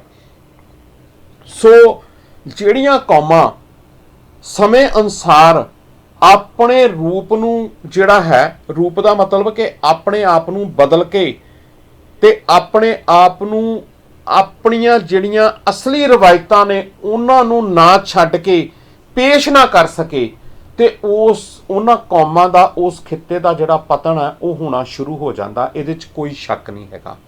ਸੋ ਅਸੀਂ ਨਵੀਨਤਾ ਨੂੰ, ਅਸੀਂ ਜਿਹੜਾ ਨਵੀਂਕਰਨ ਸੀ ਉਹਨੂੰ ਅਡਾਪਟ ਕੀਤਾ, ਉਹਨੂੰ ਅਸੀਂ ਪਰਨਾਏ ਤਾਂ ਗਏ ਆ, ਪਰ ਉਹਦੇ ਵਿੱਚ ਅਸੀਂ ਆਪਣੀਆਂ ਜਿਹੜੀਆਂ ਸਹੀ ਸਾਡੀਆਂ ਵੈਲਿਊ ਸੀ, ਜਿਹੜੀ ਸਾਡੀ ਅਸਲੀ ਰਾਜਨੀਤੀ ਦਾ ਜਿਹੜਾ ਸਾਡਾ ਧੁਰਾ ਸੀ, ਉਸ ਤੋਂ ਅਸੀਂ ਉਖੜ ਚੁੱਕੇ ਹਾਂ, ਉਸ ਤੋਂ ਅਸੀਂ ਕਿਨਾਰਾ ਕਰ ਚੁੱਕੇ ਹਾਂ। ਤੇ ਉਹਦੇ ਵਿੱਚ ਵੱਡਾ ਜਿਹੜਾ ਪ੍ਰਭਾਵ ਹੈਗਾ ਉਹ ਇਹ ਵੀ ਹੈ ਕਿ ਉਹਦੇ ਵਿੱਚ ਕੁਛ ਤਾਂ ਸਾਡਾ ਆਪਣਾ ਜਿਹੜਾ ਪਤਨ ਹੋਣ ਦਾ ਕਾਰਨ ਇਹ ਹੈ ਕਿ ਅਸੀਂ ਕੁਛ % ਅਸੀਂ ਖੁਦ ਜ਼ਿੰਮੇਵਾਰ ਹਾਂ, ਤੇ ਬਹੁਤ ਜ਼ਿੰਮੇਵਾਰੀ ਜਿਹੜੀ ਉਹ ਆ ਕਿ ਜਿਸ ਗਲਬੇ ਦੇ ਵਿੱਚ ਅਸੀਂ ਰਹਿ ਰਹੇ ਹੈਗੇ ਆ, ਉਸ ਗਲਬੇ ਦਾ ਪ੍ਰਭਾਵ ਤੇ ਉਸ ਗਲਬੇ ਦੇ ਪ੍ਰਭਾਵ ਹੇਠ ਆ ਕੇ ਸਾਡੀ ਕੁਛ ਅਲੀਟ ਕਲਾਸ ਜਿਹੜੀ ਆ ਉਹ ਉਸ ਰਾਜਨੀਤਿਕ ਢਾਂਚੇ ਤੋਂ ਮੁਨਕਰ ਹੋ ਚੁੱਕੀ ਆ, ਉਸ ਰਾਜਨੀਤਿਕ ਪ੍ਰਭਾਵ ਤੋਂ ਮੁਨਕਰ ਹੋ ਚੁੱਕੀ ਆ। ਉਹਨਾਂ ਨੂੰ ਐਂ ਲੱਗਦਾ ਕਿ ਜਿਹੜਾ ਇਹ ਰਾਜਨੀਤਿਕ ਢਾਂਚਾ ਇਸ ਟਾਈਮ ਦੇ ਉੱਤੇ ਸਾਡੇ ਸਾਹਮਣੇ ਆ, ਭਾਰਤ ਦੇ ਵਿੱਚ ਸਾਡੇ ਸਾਹਮਣੇ ਆ, ਦੁਨੀਆ ਦੇ ਵਿੱਚ ਸਾਡੇ ਸਾਹਮਣੇ ਆ, ਨਵੀਨ ਹੋ ਕੇ ਚੰਗੀ ਦੁਲਹਨ ਦੀ ਤਰ੍ਹਾਂ ਸਜਾ ਕੇ ਸਾਡੇ ਸਾਹਮਣੇ ਪੇਸ਼ ਕੀਤਾ ਗਿਆ, ਇਹ ਹੀ ਸਾਡਾ ਜਿਹੜਾ ਹੈ, ਇਹ ਸਾਡੇ ਇਹਦੇ 'ਚ ਹੀ ਸਾਡੀਆਂ ਸਾਰਾ ਕੁਝ ਜਿਹੜਾ ਅਗਲੀਆਂ ਆਉਣ ਵਾਲੀਆਂ ਪੀੜ੍ਹੀਆਂ ਦਾ ਜਿਹੜਾ ਭਵਿੱਖ ਆ ਉਹ ਜੁੜਿਆ ਹੋਇਆ। ਤੇ ਉਹਦੇ ਵਿੱਚ ਜਿਹੜੀਆਂ ਜੇ ਕੋਈ ਰਾਜਨੀਤਿਕ ਤੌਰ ਦੇ ਉੱਤੇ ਸਾਡੇ ਧਾਰਮਿਕ ਪੱਖ ਨੂੰ ਜਿਹਦੇ ਵਿੱਚ ਸਾਡੀਆਂ ਸਾਰੀਆਂ ਵੈਲਿਊਜ਼ ਪਈਆਂ ਹੋਈਆਂ ਨੇ, ਉਹਦੀ ਕੋਈ ਗੱਲਬਾਤ ਕਰਦਾ ਤੇ ਉਹਨੂੰ ਜਾਂ ਤਾਂ ਇਹ ਕਹਿ ਦਿੱਤਾ ਜਾਂਦਾ ਕਿ ਇਹ ਲੋਕ ਜਿਹੜੇ ਨੇ ਇਹਨਾਂ ਦੀ ਜਿਹੜੀ ਮਨੋਦਸ਼ਾ ਹੈਗੀ ਆ ਉਹ ਉਸ ਲੈਵਲ ਦੀ ਨਹੀਂ ਹੈ, ਇਹ ਦੁਨੀਆ ਲੈਵਲ ਦੇ ਉੱਤੇ ਨਹੀਂ ਸੋਚ ਰਹੇ ਹੈਗੇ, ਇਹਨਾਂ ਕੋਲ ਉਨੀ ਐਜੂਕੇਸ਼ਨ ਨਹੀਂ, ਇਹ ਉਸ ਤਰ੍ਹਾਂ ਦੀ ਸੋਚ ਨਹੀਂ ਰੱਖਦੇ ਹੈਗੇ। ਸੋ ਉਸ ਚੀਜ਼ ਨੂੰ ਉਹ ਅਲੀਟ ਕਲਾਸ ਜਿਹੜੀ ਆ ਮੁਨਕਰ ਹੋ ਚੁੱਕੀ ਆ। ਸੋ ਉਹ ਅਲੀਟ ਕਲਾਸ ਦਾ ਮੁਨਕਰ ਹੋਣਾ, ਚਾਹੇ ਉਹਨਾਂ ਨੇ ਪੱਗਾਂ ਹੀ ਬੱਧੀਆਂ ਨੇ, ਸੋਹਣੇ ਦਾੜੇ ਵੀ ਪ੍ਰਕਾਸ਼ ਕੀਤੇ ਹੋਣ, ਪਾਠ ਵੀ ਕਰਦੇ ਹੋਣ, ਲੱਗਣ ਵੀ ਕਿ ਗੁਰੂ ਨੂੰ ਪਰਨਾਏ ਹੋਏ ਨੇ, ਪਰ ਉਹਨਾਂ ਦੀਆਂ ਜਿਹੜੀਆਂ ਵੈਲਿਊਜ਼ ਵਿੱਚੋਂ ਜਿਹੜੀਆਂ ਨੇ ਅਸਲੀ ਗੁਰੂ ਦੀਆਂ ਵੈਲਿਊਜ਼ ਨੇ ਉਹਨਾਂ ਤੋਂ ਉਹ ਬਿਲਕੁਲ ਮੁਨਕਰ ਹੋ ਚੁੱਕੇ ਨੇ। ਗੁਰਦੁਆਰਾ ਸਾਹਿਬ ਵੀ ਜਾਂਦੇ ਹੋਣ, ਮੱਥੇ ਵੀ ਟੇਕਦੇ ਹੋਣ, ਸਾਡੇ ਧਾਰਮਿਕ ਸਥਾਨਾਂ ਦੇ ਵਿੱਚ ਵੀ ਜਾਂਦੇ ਹੋਣ, ਤੇ ਉਸ ਜਿਹੜੀ ਸਾਰੀ ਵੈਲਿਊਜ਼ ਤੋਂ ਉਹ ਮੁਨਕਰ ਹੋ ਚੁੱਕੇ ਨੇ, ਕਿਉਂਕਿ ਉਹਨਾਂ ਦੇ ਕੋਲ ਉਸ ਅਲੀਟ ਕਲਾਸ ਨੇ ਉਹ ਗਲਬੇ ਦੇ ਹੇਠੋਂ ਇੱਕ ਅਜਿਹੀ ਐਜੂਕੇਸ਼ਨ ਪ੍ਰਾਪਤ ਕਰ ਲਈ ਆ, ਅਜਿਹੀ ਸਿੱਖਿਆ ਲੈ ਰਹੀ ਆ ਜਿਹੜੀ ਕਿ ਉਹਨਾਂ ਨੂੰ ਪ੍ਰਭਾਵਿਤ ਕਰਦੀ ਆ। ਤੇ ਉਹ ਪ੍ਰਭਾਵਿਤ ਕੀ ਕਰਦੀ ਆ ਕਿ ਉਹ ਆਪਣਾ ਜਿਹੜਾ ਰੂਪ ਆ ਜਾਂ ਆਪਣੀ ਸਿੱਖ ਰਾਜਨੀਤੀ ਆ, ਆਪਣੇ ਖਿੱਤੇ ਦੀ ਰਾਜਨੀਤੀ ਆ, ਉਸ ਤੋਂ ਬਿਲਕੁਲ ਉਹ ਆਪਣੇ ਆਪ ਨੂੰ ਵੱਖ ਕਰਕੇ ਤੇ ਉਹ ਇੱਕ ਨੈਸ਼ਨਲ ਜਿਹੜਾ ਨੈਸ਼ਨਲਿਜ਼ਮ ਹੈਗਾ ਜਿਹਨੂੰ ਆਪਾਂ ਉਹਦੇ ਉੱਤੇ ਆਣ ਕੇ ਉਹ ਖੜ ਜਾਂਦੇ ਨੇ ਤੇ ਉਹਦੇ ਤੋਂ ਫਿਰ ਉਹ ਧਰਮ ਨੂੰ ਥੱਲੇ ਰੱਖ ਲੈਂਦੇ ਨੇ ਤੇ ਉਹਦੇ ਵਿੱਚ ਉਹ ਨੈਸ਼ਨਲਿਜ਼ਮ ਨੂੰ ਉੱਪਰ ਰੱਖ ਕੇ ਦੇਖਦੇ ਨੇ ਕਿ ਜਿਹਦੇ ਵਿੱਚ ਉਹ ਕਹਿੰਦੇ ਨੇ ਕਿ ਰਾਸ਼ਟਰ ਸਾਡਾ ਸਭ ਤੋਂ ਉੱਪਰ ਹੈਗਾ ਤੇ ਧਰਮ ਜਿਹੜਾ ਹੈਗਾ ਉਸ ਤੋਂ ਥੱਲੇ ਹੈਗਾ। ਪਰ ਸਾਡੀ ਤਾਂ ਨੀਂਹ ਜਿਹੜੀ ਆ ਉਹ ਅਲੱਗ ਤਰ੍ਹਾਂ ਦੇ ਨਾਲ ਰੱਖੀ ਹੋਈ ਆ। ਜਦੋਂ ਸਾਨੂੰ ਰਾਜਨੀਤੀ ਦਿੱਤੀ ਗਈ ਉਹਦੇ ਵਿੱਚ ਫਿਰ ਦੋ ਚੀਜ਼ਾਂ ਸਾਨੂੰ ਜਿਹੜੀਆਂ ਨੇ ਮੀਰੀ ਤੇ ਪੀਰੀ ਦਾ ਕਨਸੈਪਟ ਛੇਵੇਂ ਪਾਤਸ਼ਾਹ ਨੇ ਦਿੱਤਾ, ਜਿਹੜਾ ਛੇਵੇਂ ਪਾਤਸ਼ਾਹ ਦਾ ਕਨਸੈਪਟ ਦੇਣ ਦਾ, ਸਿਧਾਂਤ ਦੇਣ ਦਾ ਸਿੱਖਾਂ ਨੂੰ ਮਤਲਬ ਇਹ ਸੀਗਾ ਕਿ ਤੁਹਾਡੇ ਕੋਲ ਆ ਤੁਹਾਡੀਆਂ ਗੁਣ ਨੇ, ਕਿਉਂਕਿ ਉਸ ਤੋਂ ਪਹਿਲਾਂ 5 ਪਾਤਸ਼ਾਹੀਆਂ ਜਿਹੜੀਆਂ ਸੀਗੀਆਂ ਉਹਦੇ ਵਿੱਚ ਸ਼ਹਾਦਤ ਵੀ ਮੌਜੂਦ ਸੀ, ਉਹਦੇ ਵਿੱਚ ਉਹਦੀਆਂ ਵੈਲਿਊਜ਼ ਵੀ ਮੌਜੂਦ ਸੀ, ਉਹਦੇ ਵਿੱਚ ਡਾਇਲੌਗ ਵੀ ਮੌਜੂਦ ਸੀ, ਉਹਦੇ ਵਿੱਚ ਕੁਦਰਤ ਵੀ ਮੌਜੂਦ ਸੀ, ਉਹਦੇ ਵਿੱਚ ਹਿਊਮਨ ਰਾਈਟਸ ਦੀਆਂ ਵੈਲਿਊ ਵੀ ਮੌਜੂਦ ਸੀਗੀਆਂ। ਸੰਸਾਰ ਵਿੱਚ ਵਿਚਰਿਆ ਕਿਵੇਂ ਜਾਵੇ, ਸੰਸਾਰ ਦੇ ਵਿੱਚ ਜੀਆ ਕਿਵੇਂ ਜਾਵੇ, ਕੁਦਰਤ ਨੂੰ ਕਿਵੇਂ ਬਚਾਇਆ ਜਾ ਸਕੇ, ਕੁਦਰਤ ਦੇ ਨਾਲ ਕੋਈ ਖਲਵਾੜ ਨਾ ਹੋ ਸਕੇ, ਉੱਥੇ ਫਿਰ ਸਾਰਾ ਕੁਝ ਬਲਿਹਾਰੀ ਕੁਦਰਤ ਵਸਿਆ ਦਾ ਕਨਸੈਪਟ ਜਿਹੜਾ ਉਹ ਗੁਰੂ ਨਾਨਕ ਸਾਹਿਬ ਨੇ ਜਿਹੜਾ ਉਹ ਦੇ ਦਿੱਤਾ ਹੋਵੇ ਤੇ ਜਿਹੜੇ ਇਸ ਨਵੀਨੀਕਰਨ ਦੇ ਵਿੱਚ ਆ ਕੇ ਸਾਨੂੰ ਨੇਸ਼ਨ ਨੇ ਬਿਲਡ ਅਪ ਕਰ ਦਿੱਤਾ, ਸਾਨੂੰ ਐਜੂਕੇਸ਼ਨਲੀ ਸਾਨੂੰ ਪੜ੍ਹਾ ਦਿੱਤਾ, ਸਾਨੂੰ ਐਜੂਕੇਸ਼ਨ ਦੇ ਦਿੱਤੀ। ਇਹਨਾਂ ਲੋਕਾਂ ਨੇ ਜਿਹੜੇ ਲੋਕ ਇਸ ਟਾਈਮ ਦੇ ਉੱਤੇ ਕੌਮ ਦਾ ਪਤਨ ਕਰ ਰਹੇ ਨੇ, ਅਲੀਟ ਕਲਾਸ, ਪੜ੍ਹੀ ਲਿਖੀ ਕਲਾਸ, ਵੱਡੇ ਵੱਡੇ ਅਹੁਦਿਆਂ ਤੇ ਪਹੁੰਚੀ ਹੋਈ ਕਲਾਸ, ਉਹ ਇਹ ਕਹਿੰਦੀ ਹੈਗੀ ਆ ਕਿ ਉਹ ਸਾਡੇ ਵਾਸਤੇ ਰਾਸ਼ਟਰਵਾਦ ਸਭ ਤੋਂ ਉੱਪਰ ਆ ਤੇ ਉਹ ਤਾਂ ਆਪਣੇ ਗੁਰੂ ਤੋਂ ਫਿਰ ਮੁਨਕਰ ਹੋ ਚੁੱਕੇ ਆ। ਉਹਨਾਂ ਦੇ ਕੋਲ ਆਪਣੇ ਸਿੱਖ ਸਿਧਾਂਤ ਤੋਂ ਤੇ ਉਹ ਬਿਲਕੁਲ ਉਲਟ ਚੱਲ ਚੁੱਕੇ ਨੇ। ਉਹਨਾਂ ਕੋਲ ਤੇ ਸਿੱਖ ਸਿਧਾਂਤਾਂ ਦੀ ਕੋਈ ਵੈਲਿਊ ਨਹੀਂ ਰਹਿ ਗਈ, ਚਾਹੇ ਉਹ ਗੁਰਦੁਆਰਾ ਸਾਹਿਬ ਜਾਂਦੇ ਹੋਣ ਜਾਂ ਉਹ ਮੱਥੇ ਟੇਕਦੇ ਹੋਣ ਜਾਂ ਉਹ ਜਿਹੜੇ ਨੇ ਉਹ ਨਿਤਨੇਮੀ ਹੋਣ, ਚਾਹੇ ਉਹ ਪੁਲਿਸ ਦੇ ਆਫੀਸਰ ਹੋਣ, ਚਾਹੇ ਉਹ ਫੌਜ ਦੇ ਆਫੀਸਰ ਹੋਣ, ਚਾਹੇ ਆਈਪੀ ਆਫੀਸਰ ਹੋਣ ਜਾਂ ਕੋਈ ਹੋਰ ਜਿਹੜੀ ਕੋਈ ਵੀ ਬਿਊਰੋਕ੍ਰੇਸੀ ਹੋਵੇ ਜਾਂ ਹੋਰ ਵੀ ਕੋਈ ਜਿਹਨੂੰ ਇੰਡੀਆ ਦੇ ਵਿੱਚ first class, second class, third class ਦਾ ਜਿਹੜਾ ਦਰਜਾ ਦਿੱਤਾ ਜਾਂਦਾ, ਕੋਈ ਵੀ ਕਲਾਸ ਹੋਵੇ। ਸੋ ਉਹ ਲੋਕ ਜਿਹੜੇ ਨੇ ਜਾਂ ਉੱਪਰ ਵਾਲੀ ਕਲਾਸ ਜਿਹਨੂੰ ਅਲੀਟ ਕਲਾਸ ਜਾਂ ਅਮੀਰ ਜਾਂ ਬਿਜ਼ਨਸਮੈਨ ਲੋਕ ਜਿਹੜੇ ਨੇ ਉਹ ਇਸ ਚੀਜ਼ ਤੋਂ ਮੁਨਕਰ ਹੋ ਚੁੱਕੇ ਨੇ, ਕਿਉਂਕਿ ਉਹਨਾਂ ਨੂੰ ਉਹ ਰਾਸ਼ਟਰਵਾਦ ਦੇ ਗਲਬੇ ਦੇ ਵਿੱਚ ਜਿਹੜਾ ਨੇ ਉਹ ਡੁੱਬ ਚੁੱਕੇ ਨੇ ਤੇ ਉਹਨਾਂ ਨੂੰ ਰਾਸ਼ਟਰ ਸਭ ਤੋਂ ਉੱਪਰ ਜਿਹੜਾ ਉਹ ਦਿਖਾ ਦਿੱਤਾ ਗਿਆ ਤੇ ਉਹ ਉਸ ਰਾਸ਼ਟਰਵਾਦ ਦੇ ਗਲਬੇ ਦੇ ਹੇਠ ਹੀ ਦੱਬੇ ਹੋਏ ਨੇ। ਉਹਨਾਂ ਕੋਲ ਉਹ ਵੈਲਿਊ ਹੀ ਨਹੀਂ।